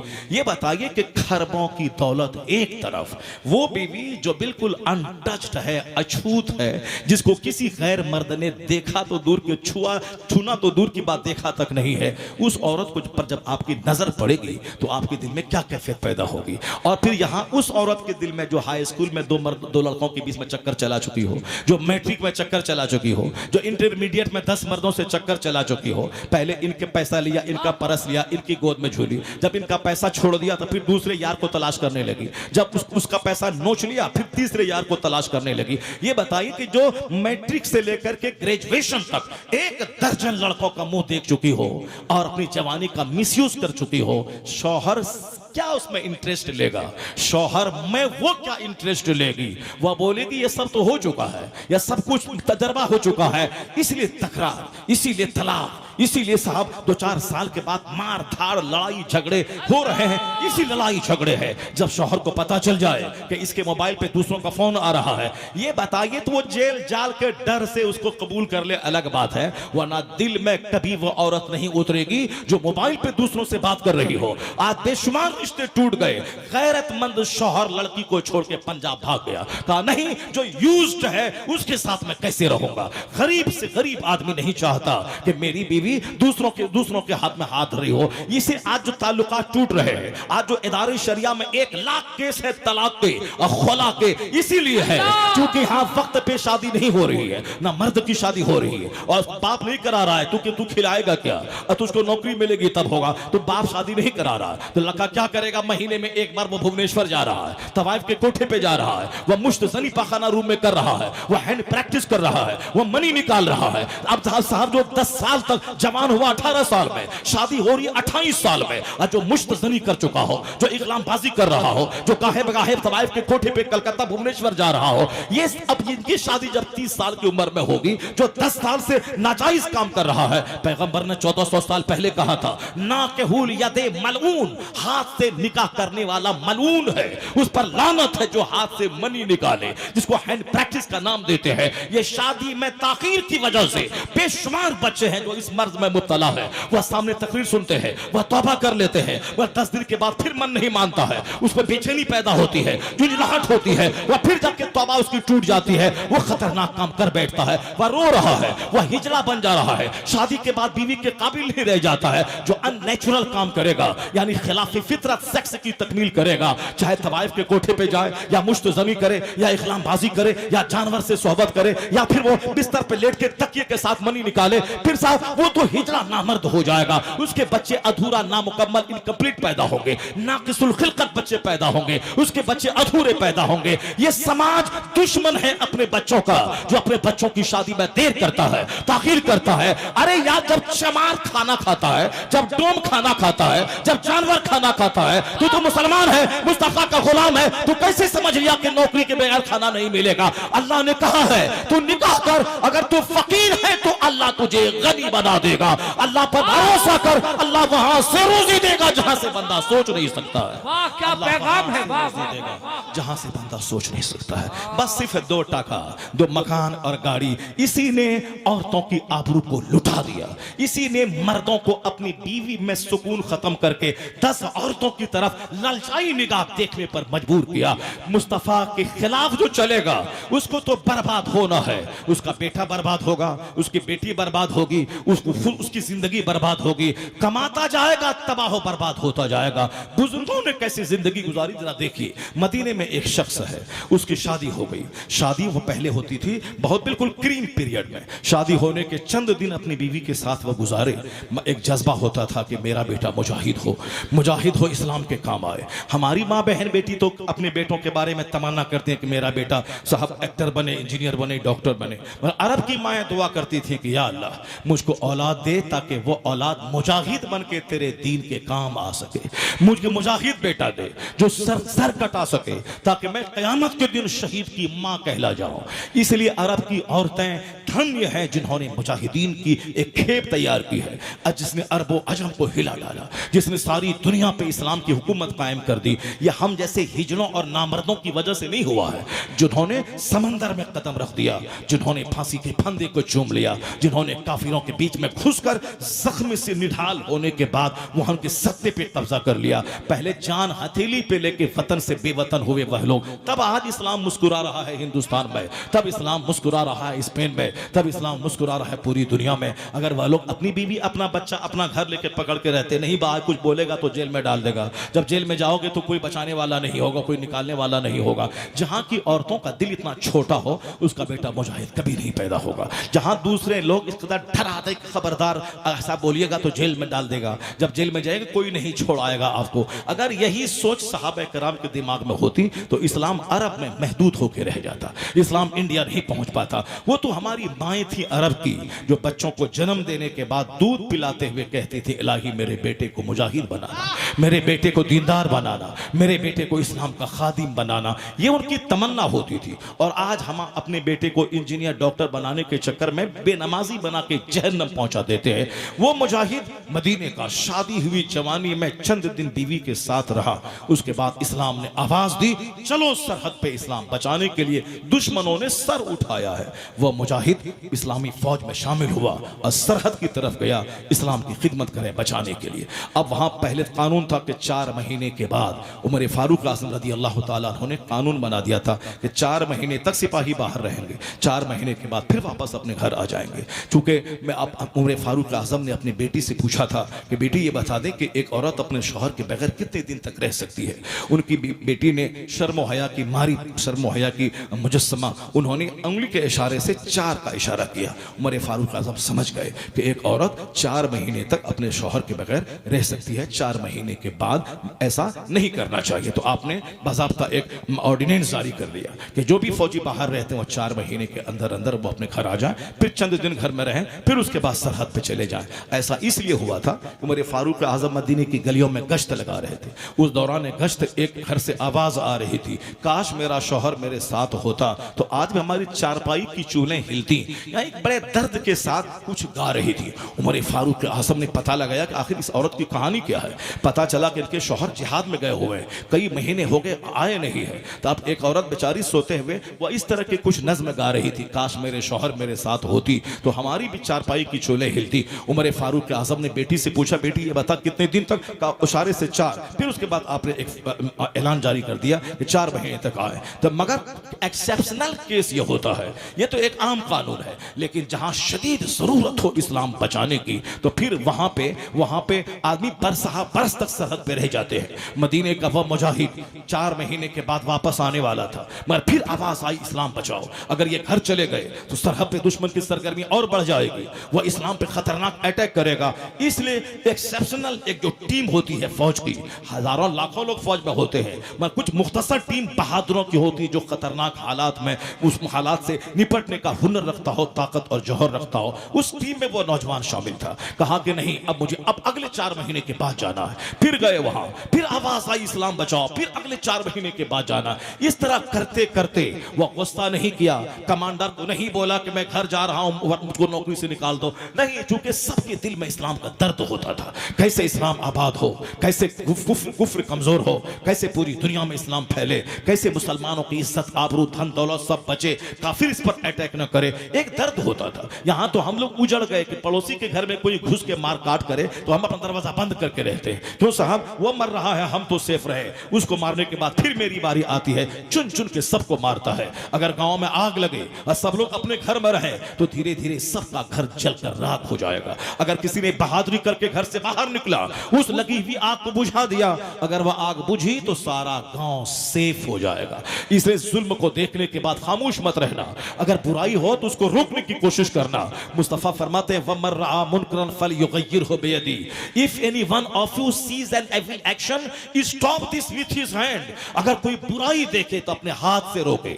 जो गांव का प्रधान है, जो गांव का मुखिया है, जो गांव का समिति है, जो गांव का जमींदार है, वह कोशिश करे कि कोई शराब पी रहा हो तो बाई फोर्स उसको रोक दे, वरना यह शराब सारे गांव को जला के राख कर देगी। अगर किसी के घर में ज़िनाकारी हो रहा हो, यह ना बोले कि मेरा घर सेफ है, नहीं, वो अपनी ताकत का इस्तेमाल करके उस गलत और घिनौने काम को उसको बंद करे, वरना जिस कौम में ज़िना फैल जाती है अल्लाह उस कौम में गरीबी डाल देता है, कहत जारी कर देता है, आसमान से बारिश रुक जाती है, कब सूरज की रोशनी अल्लाह छीन लेता है। जब भी सूरज ग्रहण हो समझ जाए ज़िना और शराब की वजह से सूरज में ग्रहण लगता है। जब आसमान से बारिश बंद हो जाए, रोज दाने दाने को बंदा तरसने लगे, यह काम सिर्फ ज़िनाकारी और शराब नोशी के बढ़ने की वजह से होता है। जिस कौम में सूद खाने वाले लोग पैदा हो जाएं, उस कौम में अल्लाह ताला बुज़दिलों की तादाद बढ़ा देता है, यानी बुराई से लड़ने का जो जिगर है वो खत्म हो जाता है। लोग कमजोर हो जाते हैं, अंदर से टूटे रहते हैं, काम चोर हो जाते हैं, बुराई के खिलाफ लड़ नहीं सकते हैं। सूद का पैसा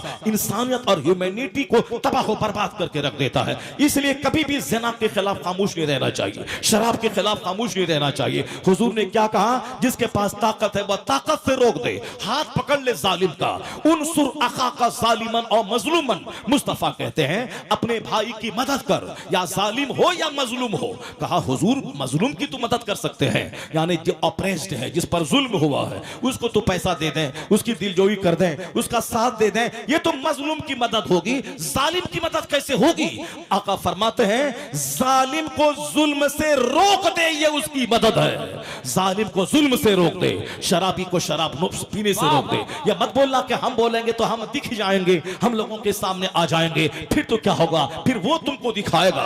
अगर तुम्हारी माँ बहन बेटियां घर से बाहर निकल रही है, अजनबी मर्द के साथ बातें कर रही है, तो ये मत बोलना कि वो कर रही है वो जाने, उनके बाप से मुलाकात कर, उनको बोल हमारी बेटी तुम्हारा ये काम नहीं है, वरना समाज की सारी बेटियां तेरी निगाहों के सामने ज़िना करेंगी और तो कहरे इलाही में गिरफ्तार सारा समाज हो जाएगा। अगर कश्ती 2 मंजिला है और समंदर में कश्ती में सफर हो रहा है, अगर नीचे वाला कश्ती में छेद करे, पानी अंदर घुसने लगे, ऊपर वाला बोले हम तो सेफ है चलो भाई, नीचे वाला कर रहा है, सारी कश्ती डूब जाएगी। अगर ऊपर वाला नीचे आए और छेद करने वाले का हाथ पकड़ ले, उसको रोक दे, तो फिर सारी कश्ती बच जाएगी। इसलिए समाज में कोई जुल्म कर रहा हो, मुंह चोर बन के मत रहना कि हम बोलेंगे तो हम सामने फेस में सामने आ जाएंगे, हम फ्रंट में आ जाएंगे, हम नहीं। मुस्तफा कहते हैं मुस्लिम समाज अम्र बिल मारूफ करने वाला समाज, बुराई से रोकने वाला समाज। कुंतुम खैर उम्मतिन उखरिजत लिन्नास तामुरूना बिल मारूफ व तनहौना अनिल मुनकर। अल्लाह कहता है you are the best community, तुम बेहतरीन उम्मत हो, लोगों की तरफ भेजे गए हो। तुम्हारा काम है नेकी का हुक्म देना, तुम्हारा काम है बुराई से रोकना। तो बुराई से रोकना कभी जबान से होता है, कभी हाथ से होता है, सुपीरियर दर्जा है हाथ से रोकना। हाथ से रोके ये काम गांव समाज के जमींदार करे, प्रधान करे, साहिब इख्तिदार करे, जिस असर रसूख वाले करे, जमींदार लोग करे। और दूसरा मर्तबा है फाइलम यस्तते फबिलिसानी, if you are unable to do so stop this with your tongue. अगर हाथ से नहीं रोक सकते हो तो जबान से रोको उसको, जबान से बोलो ये हराम है, उसको बोलो ये हराम है। अगर गूंगा शैतान बन के रहा, नहीं बोला डर के मारे, तो समाज को ज़िना राख कर देगा, समाज को शराब नोशी तबाह बर्बाद कर डालेगी और पूरा समाज तबाह बर्बाद हो जाएगा। आने वाली नस्लों को बचाने के लिए जबान से बोलना होगा। यह काम कौन करेगा? यह काम मस्जिद के इमाम करे, यह काम उलमाए कराम करे, यह खतीब करे, उसको बताएं कि ज़िना हराम है, शराब हराम है, नमाज छोड़ना हराम है, एक वक्त की नमाज छोड़ना हराम और गुनाह कबीरा है। उसे बताएं कि नमाज छोड़ेगा तो बर्बाद हो जाएगा, फजर की नमाज जो छोड़ेगा चेहरे का नूर खत्म हो जाएगा, जो ज़ोहर छोड़ेगा उसके बदन से ताकत खत्म हो जाएगी, रोजी से बरकत खत्म हो जाएगी, जो असर छोड़ेगा बदन से ताकत खत्म हो जाएगी, चाहे गन्ने और अनार का जूस क्यों ना पिए ताकत नहीं होगी। जो मगरिब की नमाज छोड़ेगा उनकी औलाद से फरमाबरदारी खत्म हो जाएगी, जो ईशा की नमाज छोड़ेगा वो चाहे 10 घंटे क्यों ना सो जाए, नींद से बरकत खत्म हो जाएगी। नींद 5 घंटे सोने के बाद फ्रेश रहेगा बंदा जब ईशा पढ़ के सोएगा, और चेहरे का नूर खत्म हो जाएगा जब बंदा फजर छोड़ेगा। फजर पढ़ ले, उसके बाद ना लगाए साथ संदल उठ संदर्स का साबुन, ना लगाए लिरिल, ना लगाए पियर्स, फजर का की नमाज पढ़ ले, सारा दिन उसके चेहरे पे नूर बरसता रहेगा, चेहरे का चेहरा नूरानी हो जाएगा। फजर नहीं पढ़ा तो चेहरे की रौनक को अल्लाह छीन लेगा। तो पांचों नमाजें पढ़ना फर्ज है, जैसे खाना खाना फर्ज है, साल में 1 महीना रोजा रखना फर्ज है, माल हो तो साल में 1 बार ज़कात निकालना फर्ज है, अल्लाह दौलत दे तो जिंदगी में 1 बार मक्का मदीना जाके देखा है जहां से इस्लाम का सूरज तुलू हुआ है, पहले उसको देखे, मकान बाद में बनेगा, पहले हज कर ले, बिटिया की शादी बाद में होगी, पहले काबा देख के आ जा, अगर काबा देख के आ जाएगा कोई ऐसी बेटी ना रहेगी जिसकी शादी ना हो जाए, वहां सारी दुआएं कबूल होती है। इसलिए वो लोग जो कमजोर है, जो कहते हैं मकान बना ले तो जाएंगे, बेटी की शादी करा ले तो जाएंगे, बेटे की नौकरी दिला दे तो जाएंगे, वो तो इसी तरह से नहीं कर पाएगा। आका फरमाते हैं जिस पर हज फर्ज हुआ अगर वह देर करेगा हो सकता है यहूदी होके मर जाए, नसरानी होके मर जाए, इसलिए फौरी तौर पर हज करे, ज़कात दे, रमजान का 1 महीना सारी दुनिया से कट के इबादत के लिए वक्फ हो जाए, क्या होगा? सेहत मिलेगी, साहब कैंसर का कीड़ा पेट का मरेगा, निगाहों की हिफाजत होगी, सीना मजबूत होगा, औलाद में बरकत होगी, सेहत में बरकत होगी, अल्लाह वो इज्जत देगा कि किराए के घर में एक बंदा रहेगा, अल्लाह उसे दुनिया का बादशाह बना देगा, हाकिम बना देगा। अरब का बकरी चराने वाला, अरब का ऊंट चराने वाला, वह ईरान का हाकिम बना, रूम का हाकिम बना। क्यों? इसलिए कि जो इस्लाम की खिदमत के लिए सामने आता है अल्लाह उसे रुए जमीन का बादशाह यहां बना देता है। जन्नत वहां मिलेगी, हुकूमत यहां मिलेगी, जन्नत वहां मिलेगी, हुकूमत यहां मिलेगी, जन्नत वहां मिलेगी, हुकूमत यहां मिलेगी। बुज़दिलों को हुकूमत नहीं मिलती है, जाहिलों को हुकूमत नहीं मिलती है, अल्लाहों को हुकूमत नहीं मिलती है। अपने बाल बच्चों में जीने वाला, अपनी दुनिया में रहने वाला वो मस्त नहीं रहता है। अब जरा गौर से सुनिए, कहानी खत्म, तकरीर खत्म, बुजुर्गाने दिन की जिंदगी से नूर हासिल कीजिए। मदीने का मुजाहिद सरहद पे गया, वो वहां जाते 1 साल गुजर गए, दूसरा साल हो गया, तीसरा साल निकल गया, 27 साल हो गए सरहद पे। अल्लाह समद, 27 साल। अब बताएं कि वो जवान 18 साल में शादी हुई थी, 27 साल वो सरहद पे रहे। अब अगले साल जाएं, अगले साल जाएं, इसलिए कि इस कुरान ने कहा है कुल इन कान आबाउकुम व अबनाउकुम व अज़वाजुकुम व अमवाल इख्तरफ्तमुहा व तिजारतन तखशौना कसादहा अहब्बु इलैकुम मिनल्लाहि व रसूली व जिहादिन फी सबीली। अल्लाह फरमाता है अगर तुम्हारी औलाद, तुम्हारे वालिदैन, अगर तुम्हारी दौलत, अगर तुम्हारी तिजारत अल्लाह से ज्यादा पसंदीदा हो, रसूल से ज्यादा पसंदीदा हो, जिहाद करने से ज्यादा पसंदीदा हो, तो फतरब्बसू हत्ता याती अल्लाह बिअमरी, तो इंतजार करो अल्लाह के अजाब का, इंतजार करो अल्लाह के कहर का। यानी अगर अल्लाह के रसूल की मोहब्बत औलाद से कमजोर हो जाए, माँ बाप की मोहब्बत इस्लाम से ज्यादा, औलाद की मोहब्बत इस्लाम से ज्यादा, अपनी तिजारत की मोहब्बत इस्लाम से ज्यादा, तो बस अजाब का इंतजार करो, कोरोना का इंतजार करो, सुनामी का इंतजार करो, काफिरों के पांव का फुटबॉल बनकर जिल्लत का इंतजार करो। और अगर औलाद से ज्यादा रसूल प्यारे, माँ बाप से ज्यादा रसूल प्यारे, अपने मकान से ज्यादा रसूल प्यारे, अपनी जान से ज्यादा रसूल प्यारे, तो फिर क्या होगा? जन्नत वहां मिलेगी, इक्तदार यहां मिलेगा, हुकूमत यहां मिलेगी। यही है कानून इस्लाम। आज हम बुज़दिल हो गए, क्यों? इसीलिए कि सबको धन दौलत प्यारा है, औलाद प्यारी है। हुजूर ने क्या कहा? सारी कौमें तुझको काटने के लिए दौड़ेंगी, खाने के लिए। कहा हुजूर क्यों ऐसा होगा? हमारी तादाद कम रहेगी क्या? सरकार ने कहा नहीं, उस जमाने में तेरी तादाद बहुत ज्यादा रहेगी, लेकिन सैलाब के जमाने में जो घास बहती है पानी के ऊपर में बेवजन, उसी तरह तुम बेवजन हो जाओगे, तुम्हारी हैसियत बेवजन हो जाएगी। क्यों बेवजन होगी? तेरे दिल में हुब्बु दुनिया व कराहियतुल मौत, दुनिया में जिंदा रहने की तिलक पैदा हो जाएगी, मरने को तुम नापसंद करोगे। मरने की तमन्ना मुसलमान करता था कि मैं मरूं ताकि इस्लाम के काम आ जाऊं, मैं मरूं ताकि कब्र में मुस्तफा को देख लूं, मैं मरूं ताकि दुनिया की फितनों से बच करके मैं जन्नत चला जाऊं। ये जिसके पास ईमान रहेगा, तकवा रहेगा, नेकियों का जखीरा रहेगा, वही ना मरना चाहेगा। और जिसके पास नेकी है 5 और बुराई है 95, वो कभी मरना नहीं चाहेगा, वह दुनिया से कभी नहीं मरूं, अभी नहीं मरूं। तो जब ये कैफियत पैदा होगी तब काफिर उसको नोच खाएगा। हुब्बु दुनिया व कराहियतुल मौत, दुनिया की मोहब्बत और मरने को नापसंद करना।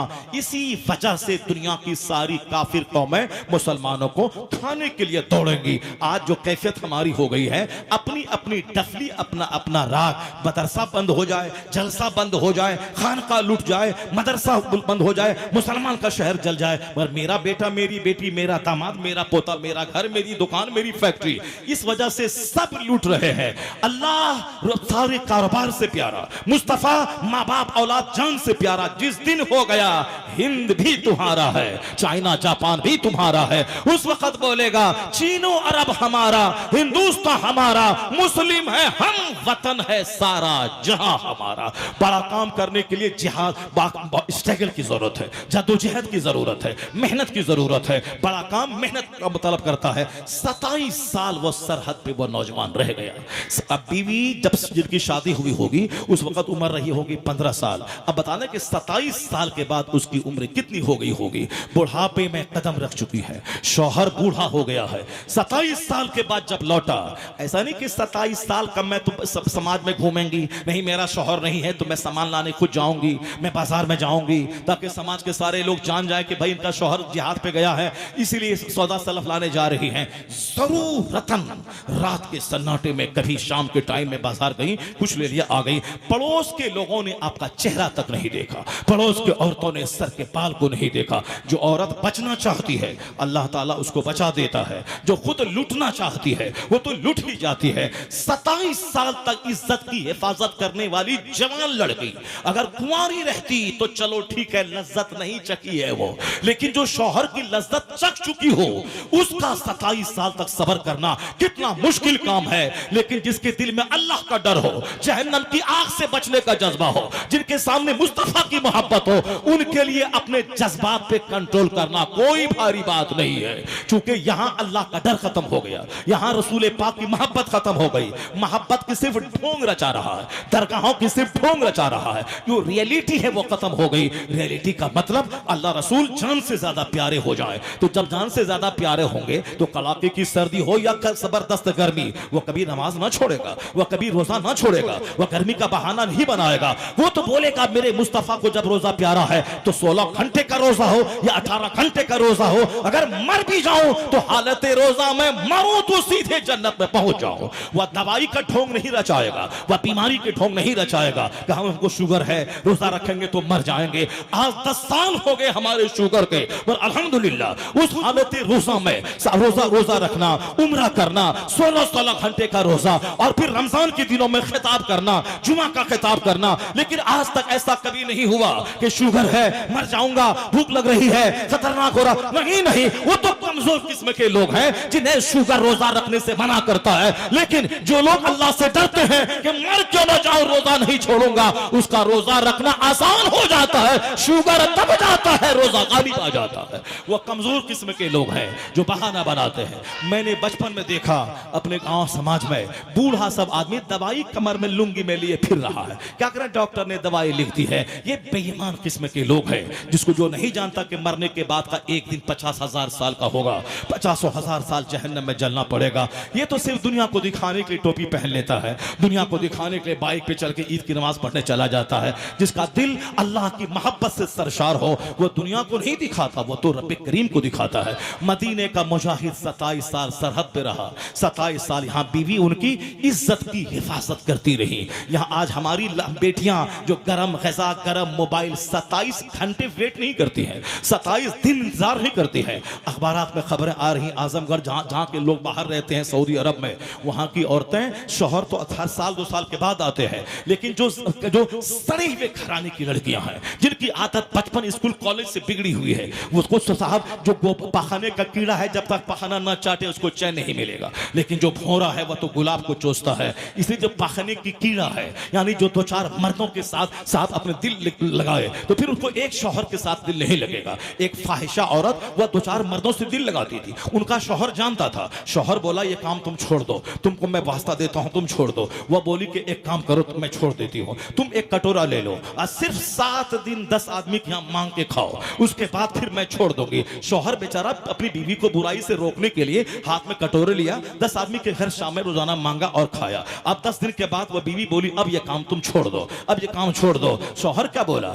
अब तुम लो छोड़ो ना छोड़ो मैं तो ये नहीं छोड़ूंगा। कहा जब तुम नहीं छोड़ोगे फिर मैं कैसे छोड़ूंगी। जो 10 आदमी के बीच में खाने की आदत जिसको लग जाती है मांग मांग करके, वो मर जाएगा मगर मांगना कभी नहीं छोड़ेगा। जैसे फकीर लोग या भिखारी लोग, जो भिखारी जो मांगते हैं, 1 लाख पैसा 1 लाख रुपए घर में है मगर वह मांगना नहीं छोड़ता है, ऐसे पेशावर फकीर को देना हराम है। जिसके बारे में हो कि पैसा जमा करके जमीन खरीद रहा है, मकान बना रहा है, इसलिए किसी की बिटिया की शादी हो तो ज़कात नहीं दे सकते हो, नफल खैरात करो मगर ज़कात मत दो। अब फिर देने की क्या जरूरत है। शादी को आसान बनाओ, शादी को मस्जिद में करो। शादी में अल्लाह ने मर्दों पे वलीमा सुन्नत करार दिया है, औरतों के बाप पे नहीं। इसलिए सिंपल शादी करो, अब मस्जिद में शादी करो, पुराने कपड़े में करो। तो ये जो भीख मांगने की रिवायत है कि पैसा दीजिए बाराती को खिलाएंगे, पैसा दीजिए फर्नीचर देंगे, ये भीख मत मंगवाओ। मुस्तफा की सुन्नत पे अमल कर, शादी को आसान कर, मस्जिद में शादी कर, अपनी कमाई पे भरोसा कर, लड़की के बाप से 1 रुपया ना ले, फिर क्या होगा,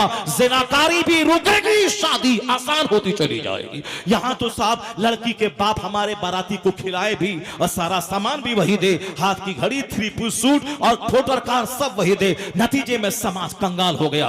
28-38 साल की बिटिया बैठी है, क्योंकि पैसे ही नहीं कि शादी कहां से होगी। शादी जितनी सस्ती होगी ज़िनाकारी खत्म होती चली जाएगी। मदीने की औरत 27 साल रह गई, पड़ोस के लोगों ने चेहरा तक नहीं देखा। अल्लाह से डरने वाली खातून, उन्होंने जो बच्चा उनके शिकम में था, उस बच्चे की तालीम और तरबियत के पीछे 27 साल लगा दी। शौहर 27 साल के बाद वापस आया है, वो मस्जिद नबवी गया है, हुजूर के रोजे पे जाके सलाम पेश किया। फिर मस्जिद नबवी में एक महफिल सजी थी इल्म हदीस की। उस महफिल में मदीने के उलमा बैठे थे, कई 100 उलमा। उस उलमा का एक उसका सदर नशी मसनद नशी था, जो शेखुल हदीस बनकर उलमाए मदीना को दर्स दे रहा था। वह भी उसी महफिल में जाके बैठ गया। और जब उनके सारे मदीने के उलमा सरों को झुका के बैठे हैं और उस शेखुल हदीस से दर्स ले रहे हैं, इनके दिल में ख्याल पैदा हुआ, कितनी जबरदस्त होगी वह माँ जो ऐसा खुश नसीब शेखुल हदीस जन्म दिया है, कैसा होगा वह बाप जो ऐसा खुश नसीब शेखुल हदीस जन्म दिया है। चुनांचे दिल में ख्याल पैदा हुआ, आया और गया। महफिल बर्खास्त हुई। उसके बाद ये अपने घर पहुंचा। जब घर पहुंचा, 27 साल के बाद एक बिछड़ा हुआ शौहर अपनी बीवी से मुलाकात कर रहा है, अपनी बातें को शुरू किया है। कैसे ये लंबा अरसा गुजरा, 27 दिन नहीं, 27 महीना नहीं, 27 साल के बाद। अल्लाह रसूल से मोहब्बत हो तो 27 साल कोई माना नहीं रखता। अगर अल्लाह रसूल से मोहब्बत ना हो तो 27 घंटे बाहर रहना मुश्किल हो जाता है, और 27 घंटे औरतों का शौहर के बगैर रहना मुश्किल हो जाता है। जरा गौर से सुनिए। 27 साल के बाद आए, बातचीत होने लगी। इसी दौरान वह मदीने की मस्जिद का शेखुल हदीस जो उलमाए मदीना का सरदार था, वह उस घर में दाखिल होता है। अब जो तमन्ना क्या था, काश ये मेरा बेटा होता, वह वहां से आए नीचे और कहने लगे शेखुल हदीस का हाथ पकड़ के, यह मेरा घर है, आप अजनबी आदमी मेरे घर में कैसे आ गए, अजनबी आदमी मेरे घर में आप कैसे आ गए। यह है शरीयत की पासदारी। ऐसा नहीं कि जहां मौलाना को खाना खिलाओ, मौलाना के सामने जाके बैठ जाओ, नहीं नहीं, चाहे पीर मेरा क्यों ना हो, चाहे मेरा पीर मुजाहिद मिल्लत क्यों ना हो, मेरा पीर ताजुल शरियत क्यों ना हो, शरीयत का कानून है अपनी जवान बीवी बेटी को मुर्शिद के सामने नहीं भेजना है। आला हजरत हमेशा पर्दे में मुरीद करते थे, ताजुल शरिया हमेशा पर्दे में मुरीद करते थे। एक बार हमारे इलाके पूर्णिया में गए, औरतों की आवाज, चूड़ी की आवाज आई, ताजुल शरिया कहने लगे ला हौल वला कुव्वत इल्ला बिल्लाह, ला हौल वला कुव्वत इल्ला बिल्लाह। यानी ये औरतें कहां से आ गई, बेपर्दा मुरीद ना करते थे। वह लोग क्या जाने आला हजरत किसका नाम है, मुजाहिद मिल्लत किसका नाम है, जो औरतों के हाथ पे हाथ रख करके साहब मुरीद करें, उनका हाथ पकड़ के मुरीद करें। ये लोग रजा के खिलाफ चला है। रजा का जो डंका आज सारे आलम में बज रहा है, मुजाहिद मिल्लत का जो डंका बज रहा है, या ऐसे ही नहीं बज रहा है, शरीयत की खिदमत का इनाम है कि बाकी रजा की कोहे हिमाला रजा का है, जिस सम तो देखिए वो इलाका रजा का है। मुजाहिद मिल्लत का जो डंका बज रहा है वह दिन की खिदमत की वजह से बज रहा है। कभी भी किसी बेपर्दा औरत के हाथ में हाथ डाल के मुरीद नहीं किया। वो क्या जाने जो औरतों से रेप करता हो पीर बनता हो, जो औरतों से पांव हाथ दबवाता हो पीर बनता हो, जो जिना के केस करता हो और पीर बनता चाहता हो। दुनिया वाला कुछ टोके न टोके, अल्लाह तो देख रहा है। अल्लाह रब्बुल इज्जत का कहर गजब तुझको जलील और रुस्वा करके रख देगा। इसलिए अब गुनाह करने के बाद बंदा बंदा कुछ एक नर्म हो जाए तो आप इस्तिगफार करें, अल्लाह के हुजूर आंसू बहाए और नेक लोगों पे कीचड़ उछालना छोड़ दे। मैं कहना चाहता हूं बस ये है कानून शरीयत कि जिसके बनने की तमन्ना किया था वो उसके घर में घुसे, उनको तो खुश होना चाहिए था, वेलकम करना चाहिए था। मदीने के शेखुल हदीस मेरे घर में आ गए, कहा नहीं, कहा हुजूर आप मेरे घर में कैसे आ गए, बगैर पूछे कैसे आ गए। अब वो शेखुल हदीस मदीना कहते हैं कि ये बताइए ये तो मेरा घर है, आप कैसे आ गए, आप कैसे आ गए, ये तो मेरा घर है, आप कैसे आ गए। उन दोनों में तकरार होने लगी। बूढ़ी मां अंदर से कह रही है अपने बेटे से, ए मदीना के शेखुल हदीस, ये तुम्हारा वो बाप है जो 27 साल के बाद लौटा है, और अपने शौहर से कहने लगी, ए मेरे शौहरे नामदार, ये तुम्हारा बेटा है जो मेरे शिकम में छोड़ के दूसरा सरहद पे गए थे, और जो तुमने हजारों सोने का सिक्का दिया था वो सारा सिक्का तुम मुझसे पूछ रहे थे कि कहां तुमने खर्च किया, वो सारे सिक्के को तेरे बेटे की तालीम और तरबियत के पीछे मैंने खर्च कर दिया। वो दोनों बाप बेटा आपस में मिलके जो खुशी के आंसू बहाने लगे। आवाज आ रही होगी जब मां 27 साल तक अपने जज्बात को कंट्रोल में रखे, अपने आप को पर्दे में रखे, इबादत में दिल लगाए, और बाप 27 साल तक सरहद पे इस्लाम बचाए, उसी का बच्चा इस्लामी तारीख का 10 बड़े मुहद्दिसीन का बड़ा मुहद्दिस हजरत रबीअतुर राय की सूरत में जन्म लेता है। जब मां लाजवाब, बाप लाजवाब, तो अल्लाह ने औलाद लाजवाब अता फरमा दिया। ऐसा नहीं होता है, ऐसा नहीं होता है, ऐसा नहीं होता है, ऐसा नहीं होता है कि हम जिए आवारों की तरह, हम रहें बेनमाजी, हम रहें बेरोजेदार। हमारी माँ बहन बेटियां वो सिर्फ कपड़ा पहनना है, सड़क पे घूमना है, मेला आना है, दूसरों को दिखाना है। ये अभी रात में जहां मुरादाबाद में मैं था, साहब हर तरफ औरतों की मंडी, खूबसूरत साहब सूट की दुकान, औरतों के कपड़े की दुकान, औरतों का टेलर मास्टर, भुवनेश्वर में, कटक में, यानी ये औरतें जो पर्दे में रहने वाली थी आज इसके नाम पे टेलर की दुकान चमक रही है। सारा मार्केट मर्द पंजाबी खोजते हैं, कुर्ता कहीं नहीं मिल रहा है, हर तरफ सूट की दुकानें हैं, हर तरफ सूट की दुकानें हैं। ये तुमने बढ़ाया है, औरतों को कंट्रोल में रखना होगा। बच्चा बोले मैं आग में हाथ डालूंगा तो अब ये प्यार नहीं है, यह दुश्मनी है कि बच्चा आग की तरफ हाथ बढ़ा रहा है, अब बाप उसका प्यार के मारे देख नहीं मेरा बेटा है हाथ बढ़ा रहा है तो क्या हो गया, उसका हाथ जल के राख हो जाएगा। औरत कमजोर होती है, बच्चा कमजोर होता है, बूढ़ा कमजोर होता है, इसलिए बूढ़े की सब सारी जिद नहीं मानी है। बूढ़ा बोलेगा नदी में कूदेंगे, बच्चा कूदने नहीं देगा, बच्चा बोलेगा आग में कूदेंगे, बाप कूदने नहीं देगा। ठीक उसी तरह औरतें कमजोर होती हैं, औरतों के चेहरे पे दाढ़ी नहीं है, औरतों का दिल कमजोर, औरतों का चमड़ा कमजोर। अब जो बोलेगा ना वो बीवी है उसको आजादी देनी चाहिए, वो जुल्म है औरतों के साथ। औरतों को पर्दे में डाल। अल्लाह कहता है वो तुम घर में ठहरी रहो। अल्लाह कहता है कि तुम चादर, अपनी मोटी चादर अपने चेहरे पे, अपने बदन पे डाली रहो। जब अल्लाह कह रहा, पैदा करने वाला कहता है, और तुम जो उनकी जिद पे घुटने टेक देगा, वो बोलेगी मैं फटा हुआ जींस पहनूंगी, मैं चुस्त टी शर्ट पहनूंगी, मैं अपने बगैर दुपट्टा के चलूंगी। हर बाप अपनी बेटी पे घर को कैदखाना बना दे, उसको पाबंदी कर दे, उसके हाथ में कलम ना दे, उसके हाथ में मल्टीमीडिया मोबाइल ना दे। नहीं देखा तुमने अभी 10 दिन पहले नमाज पढ़ने वाली, रोजा रखने वाली बेटी सिर्फ मल्टीमीडिया मोबाइल हाथ में लेकर उसमें चलाने वाली, इंस्टाग्राम फेसबुक पे गंदे मनाजिर देखने वाली, रोजा नमाज पढ़ने वाली गैर मुस्लिम के साथ भाग के काफिरा बन गई। उसका जिम्मेदार है वह बाप जो बेजा लाड प्यार में अपने बच्चों को बिगाड़ दिया। मेरी बेटी 4 बेटी आलिमा है, मैंने चारों में से किसी को मोबाइल नहीं दिया है। तो बेटी की शादी होने के बाद शौहर ने उसको मोबाइल दिया है। हमारे पास भी तो पैसे हैं, हमारे पास भी तो जज्बात हैं, हमारे पास अल्लाह ने 4 मंजिला मकान दिया, एक कमरे में कोई टेलीविजन नहीं है। हम भी तो इंसान हैं, हम भी किसी समाज में जीते हैं।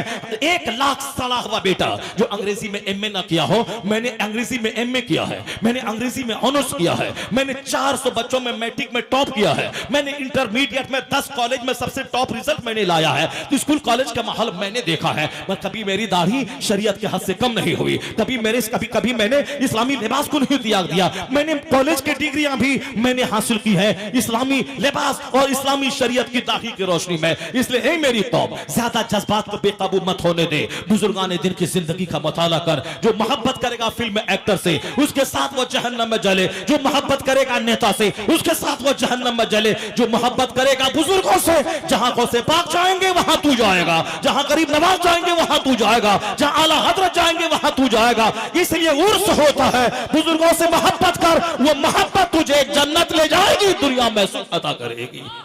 अल्लाह तबारक व तआला हमको और आपको सबों को बुजुर्गों का चर्चा सुनने, उस जिक्र से अपने सीनों को रोशन करने की तौफीक अता फरमाए। आमीन व आखिर दाअवाना।